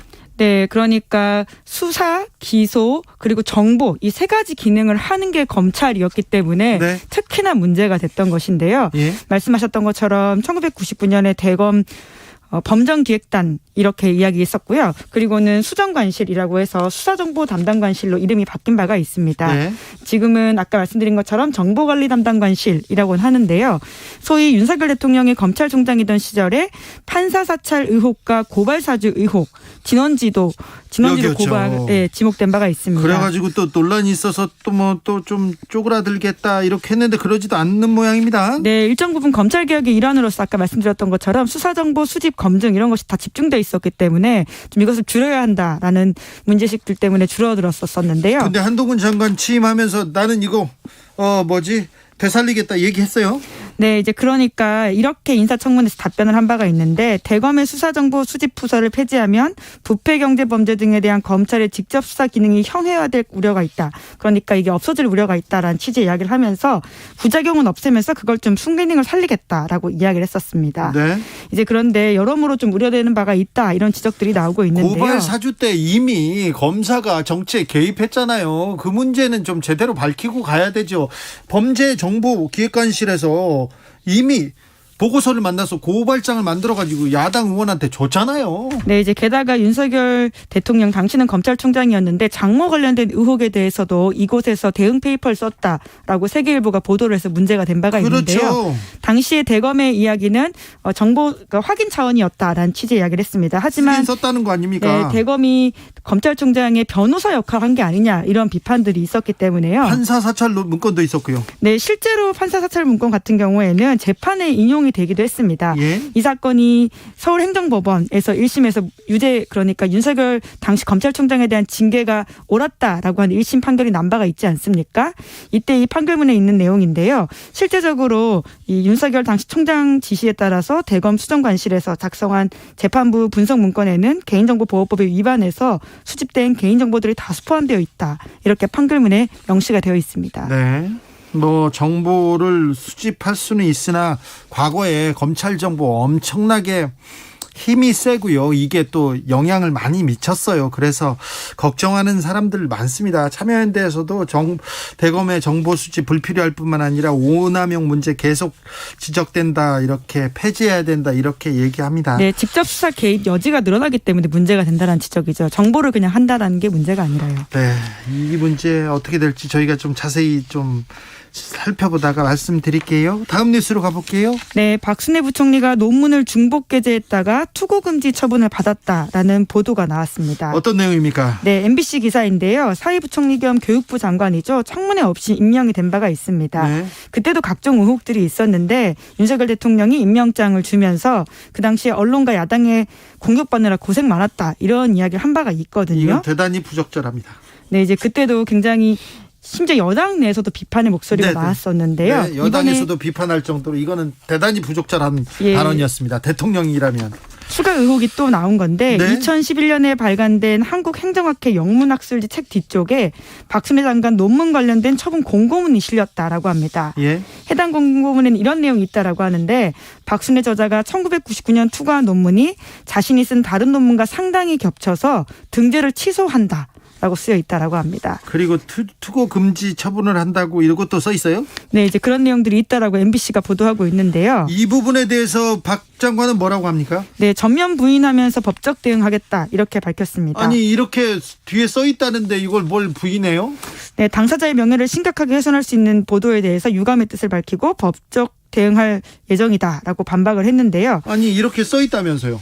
행정학회에서. 네, 그런데 이제 이렇게 이야기하고 있는데 당시에 이제 이런 논문이 있었던 사실을 알지 못한 상태에서 게재했고 스스로 철회해 줄 것을 요청했기 때문에 연구윤리를 지킨 거다 이렇게 주장하고 있습니다. 그런데 이 문제 교육부 장관, 교육부의 수장 아닙니까?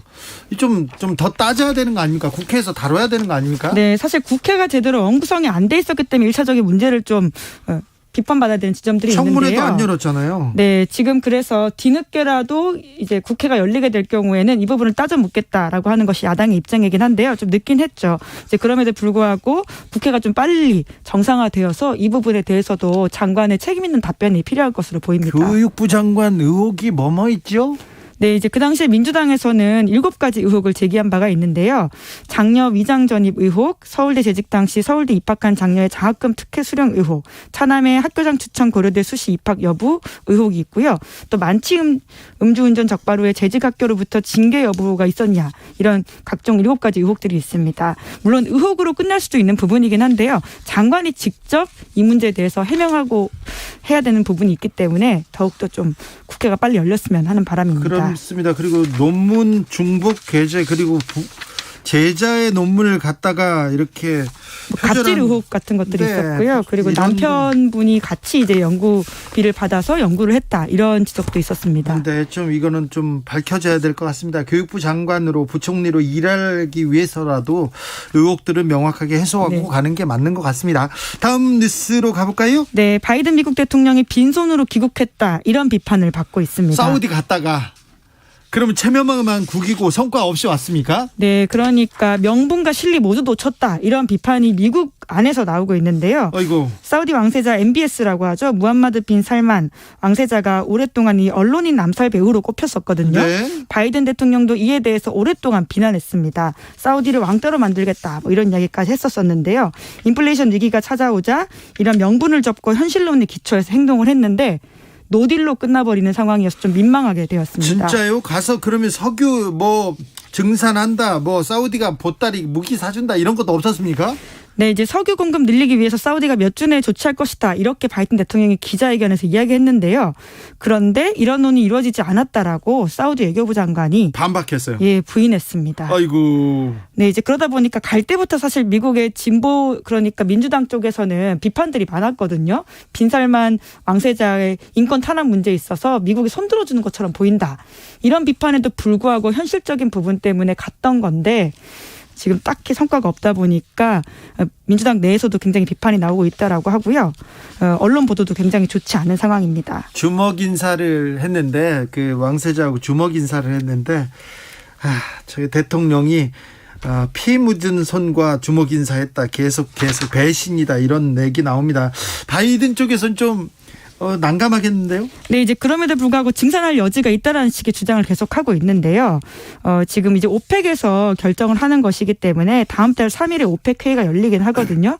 그때 이제 증산 결정이 나오길 바란다, 이렇게 압력을 넣는 메시지를 내고 있습니다. 근데 사우디에 가자마자 무기 사주고 석유 뭐 증산하고 보따리를 이렇게 챙겨줄 줄 알았는데 사우디가 세게 나오네요. 네, 국제정치의 냉혹한 현실들을 좀 경험하고 있는 것들이 있죠. 네, 이거는 또 세계 경제에 그렇게 좋은 영향은 아닙니다. 당장 이제 한국의 유가 문제에도 영향을 미칠 수 있기 때문에 더욱더 주시해야 될 사안입니다. 네, 기자들의 수다, 시사인 김은지 기자와 함께 살펴봤습니다. 감사합니다. 네, 감사합니다. 교통정보센터 다녀올까요? 김한나 씨. 네, 시각 교통정보입니다. 먼저 서울 시내 강변북로 일산 쪽은 청담대교에서 영동대교 쪽으로 사고 여파를 받고 있고요. 이후로는 한강대교에서 가양대교 쪽으로 정체되고 있습니다. 또 천호대교 북단에서 남단 쪽으로도 사고가 나서 3차로가 막혀있는 상황입니다. 고속도로는 곳곳으로 단독 사고들이 많습니다. 먼저 경부고속도로 부산 방면 양산 졸음쉼터 4차로에서도 승용차 단독 사고를 처리하고 있습니다. 1km가량 정체되고 있고요. 빗길 운전 주의하셔야겠습니다. 이전에도 황간 부근에서 사고를 처리하고 있고 정체는 함남에서 서초까지, 또 신갈분기점 부근에서 수원 나들목까지 어렵습니다. 수도권 제일순환고속도로 판교에서 구리 방면 하남분기점에서 구리 남양주금소까지는 8km, 또 판교에서 일산 방면 안현분기점부터 송내까지 9km 구간 더디게 지나고 있고요. 서해안고속도로 서울 쪽으로는 군산 휴게소 부근 1, 2차로에서 사고를 처리하고 있어 주의하셔야겠습니다. 이후로 매송 휴게소 부근에서 용담터널까지, 또 일찍에서 금천까지 어렵습니다. KBS 교통정보센터였습니다.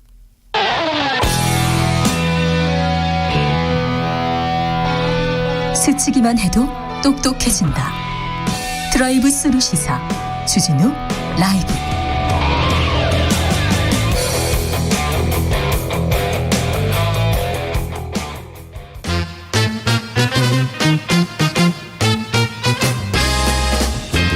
뉴스와 화제, 여론조사와 빅데이터로 집중 분석해 보겠습니다. 여론과 민심. 이강윤 한국사회 여론연구소 소장, 어서 오세요. 안녕하세요. 전민기 한국인사이트 연구소 팀장 어서 오세요. 안녕하십니까.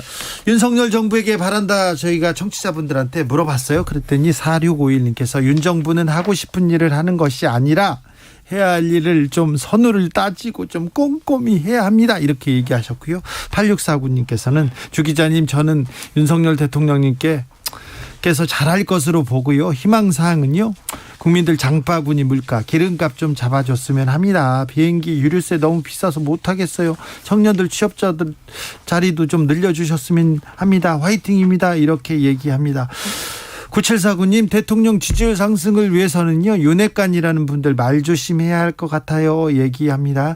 3123님 심각하게 민생고를 절감하는 이 시국에 권력 다툼 그만두고 인사검증 시스템 재정립하고 경제 위기 관련해서 대책 수립하고 당선 후 지지율 회복은 문제도 아닙니다. 그렇게 하면 이렇게 얘기하고 싶다고 전달 좀 해달라고 합니다.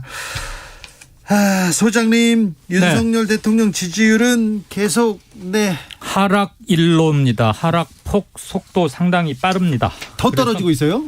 네, 오늘 저희 KSY가 발표했는데요. 국정평가 못하고 있다 부정이 긍정의 2배입니다. 긍정 32%, 부정 63.7%. 한 달 전쯤인 6월 13일 조사 때에는 긍정 50, 부정 42.6. 그때는 그래도 긍정이 많았어요. 네. 살짝 과반도 했고. 그런데 한 달 후인 7월 18일 오늘 긍정 32, 부정 63.7.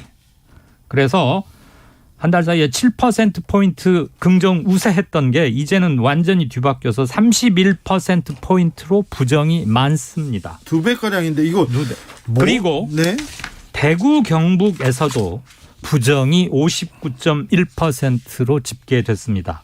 지난주 대비해서 10.6%포인트나 늘었습니다. 그러니까 대구 경북 지역에 10명에 한 6명가량은 현 윤 대통령 국정 운영 안 되겠다, 잘 못하고 있다라고 답하고 계시는 거죠. 저는 그 원인을 공정, 상식, 능력 이 세 가지가 윤석열 정부가 내세웠던 대표 원칙이자 상품 아닙니까? 네. 이 세 가지가 모두 충족되지 못한 채 출범 초기 겨우 2달 만에 거의 모든 부분에서 공정, 상식, 능력 이런 것들이 제대로 시도도 되지 못한 채 휘청대고 있는 거 아닌가. 인사 난맥상, 그다음에 소통의 반대인 불통, 그리고 장관들 인사 독주하거나 청문회도 없이 강행해버린 일방 독주, 그리고 도어 스태핑의 대통령 설화, 그리고 당내 권력 투쟁과 이준석 대표 젊은 새정치 기대했었는데 너저분한 일로 징계받고 이런 것들이 뭉뚱그려져서 굉장한 하락에 와 있다. 이번 주가 30% 긍정 30%를 지켜낼 수 있을까 말까의 하방 경직성 지지선을 테스트하는 한 주가 아닐까 싶습니다. 네. 지금 지난주와 마찬가지로 부정은 75% 그대로인데요. 이제 그 내용이 계속 나빠지고 있다고 이제 말씀을 드렸죠. 그래서 이제 연관어가 중요한데 말씀드린 대로 그 지지하다가 사라졌다고 말씀드렸습니다. 그런데 이제 부정적 요소 안에 보니까 물가 폭등, 그다음에 의혹, 논란, 그리고 채용, 사적 채용이죠. 관련한 이야기들 계속 올라가고 있고요. 망하다라든지 위기다.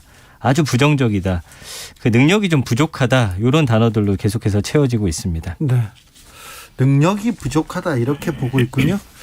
조사 개요도 좀 부탁드리겠습니다. TBS 의뢰로 저희 KSY가 전국 만 18살 이상 성인 남녀 1,000명 대상으로 7월 15, 16일 이틀간 조사했습니다. 보다 자세한 사항은 중앙선거 여론조사심의위원회나 저희 한국사회여론연구소 홈페이지 보시면 되겠고요. 한 가지만 더 짧게 의미 있는 조사라고 해서 전해드리겠습니다. 현재 정부 여당에서는 대대적으로 문재인 정권 당시에 북한 어민 송환이나 서해 공무원 피격 사건 이런 걸 가지고 전반적으로 안보 문란이다.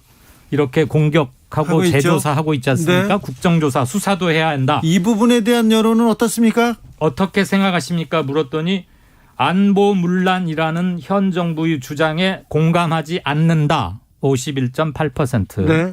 그러니까 과반이죠. 네. 공감한다. 41.2%. 오차범위 박 10.6%포인트 차이가 났고요. 공감이 많은 응답층은 국민의힘, 대전 세종 충청 그리고 보수 성향층입니다. 그 이외의 지역에서는 네. 비공감이 더 훨씬 많았습니다. 개헌은 좀 전에 언급한 바 네, 같죠. 또 같은 조사입니다. 그러면 지금 윤석열 정부의 드라이브 지금 국민들이 수긍하지 못한다 이렇게 봐야 될 것 같습니다. 그렇습니다. 대대적인 공세를 일주일 넘게 폈는데 네. 국민들께서는 사안별로 엄중히 대응하면서 달라진 팩트는 없는데 왜 갑자기 바뀌어? 이런 생각을 좀 더 많이 하시는 것 같습니다. 네, 그러면서 지지율은 떨어지고 있는데 네. 대통령실에서 인사 검증 못한다. 그리고 당은 뭐 하고 있냐? 둘 다 뭐 능력이 좀 부족한 거 아니냐? 그리고 뭐 권력 다툼만 하고 있다. 이렇게 얘기하는 것 같습니다. 참고로 권성동, 장제원 얘기가 계속 나와요. 맞습니다. 그 지금 두 사람 관련 이야기 나오는데 네. 사실은 언급량이 사실 엄청 많지 않습니다. 네. 그러니까 지금 현재 두 부분이 뭐 인기거나 그렇게 또 이슈를 몰고 가는 그런 사람은 네, 아닙니다. 그래서 장제원 의원 같은 경우는 한 달 동안 2만 1,000건이고요. 일주일 동안은 한 7,800여 건 정도 언급이 되고 있어요. 예. 네, 그렇지만 이제 관련 이야기는 역시나 이준석 대표와 권성동 의원과의 어떤 갈등 이야기로 다 들어가 있고요. 그 중에서도 이제 채용 문제, 이번에 네. 사적 채용과 관련해서입니다.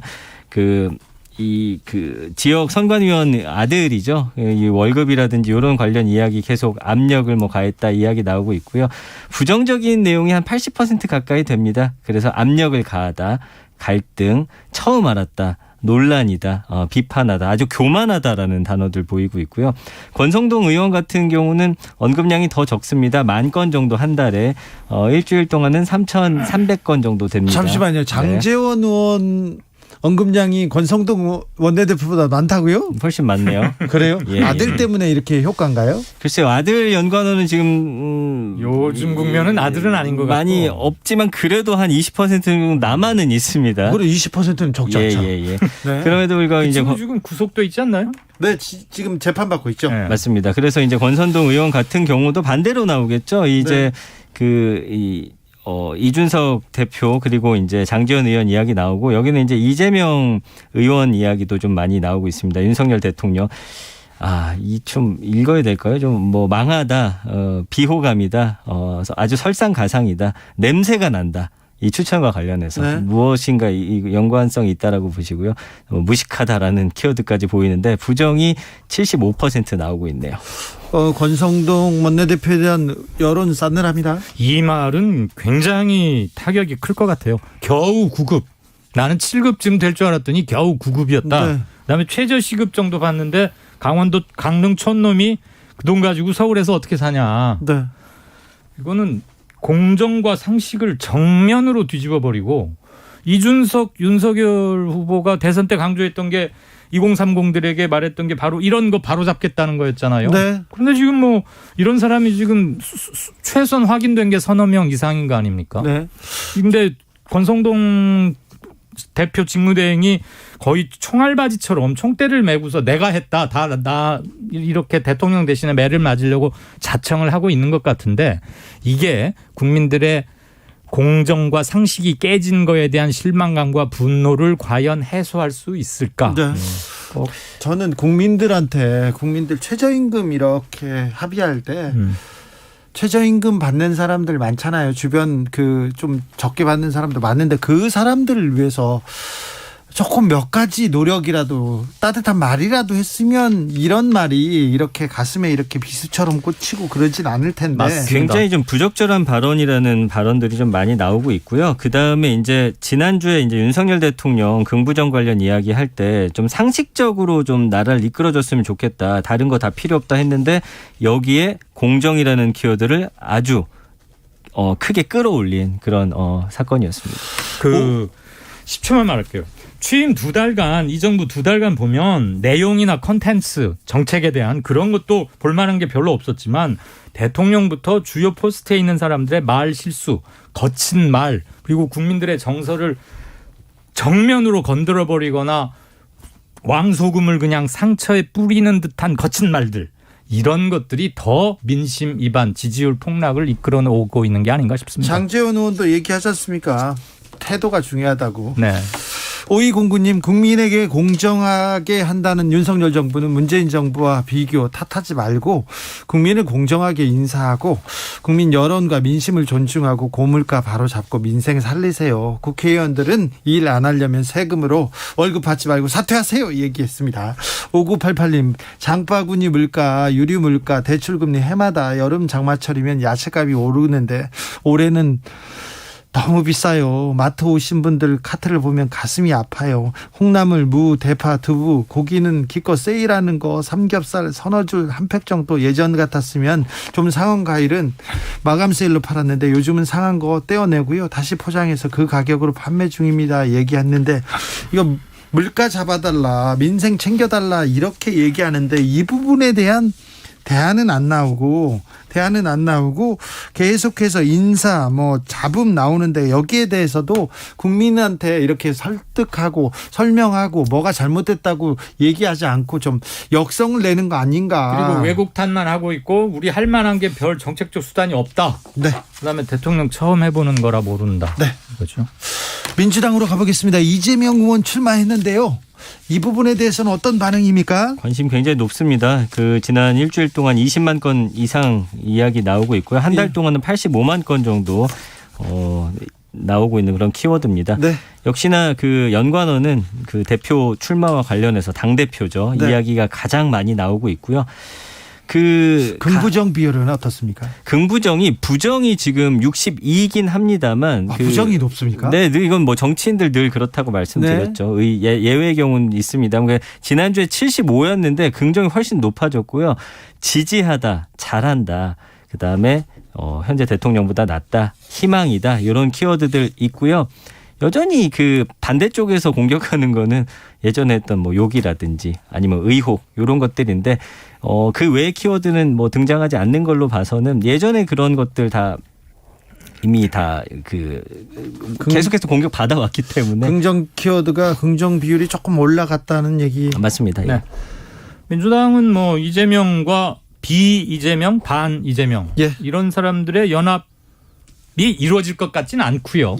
선언 연합이 이루어져도 지금 각종 여론조사에서 나타난 민주당 지지층에서 보면은 뒤집거나 승부가 호각세를 이룰 것 같지는 않아 보여요. 룰도 일부 바뀌긴 했고. 그런데 국민조사 그것을 예비 경선에 도입하는 것이니까 큰 영향을 미칠 것 같지는 않고요. 네. 정치적 논쟁이 다시 또 쳇바퀴 돌아가면 짜증들 좀 내실 거고요. 새 모습을 얼마나 보이느냐가 포인트 같습니다. 강병원 의원 굉장히 길게 얘기하는 거 잘 들었습니다. 네. 8.15 사면 관련해서 8.15 사면 관련해서 지금 언론에서 계속 모락모락 불을 피웁니다. 네. 이 부분은 어떻게 보십니까? 대표적인 게 우선 이명박 전 대통령 있고 나머지 경제인들 그리고 최근 문재인 정부에 들어간 사람도 있는데 우선 관심의 초점 중에 하나인 이명박 전 대통령. 현재는 나와서 자택에 머물고 있죠. 네. MB 사면해주자 찬성 37.3, 안 된다 반대 57.6, 60%에 육박합니다. 그런데 저희가 2달 전인 5월 3일에도 이거 조사를 똑같이 한번 해봤어요. 그때보다 반대 여론이 오히려 6%포인트 늘었습니다. 늘어났다고요?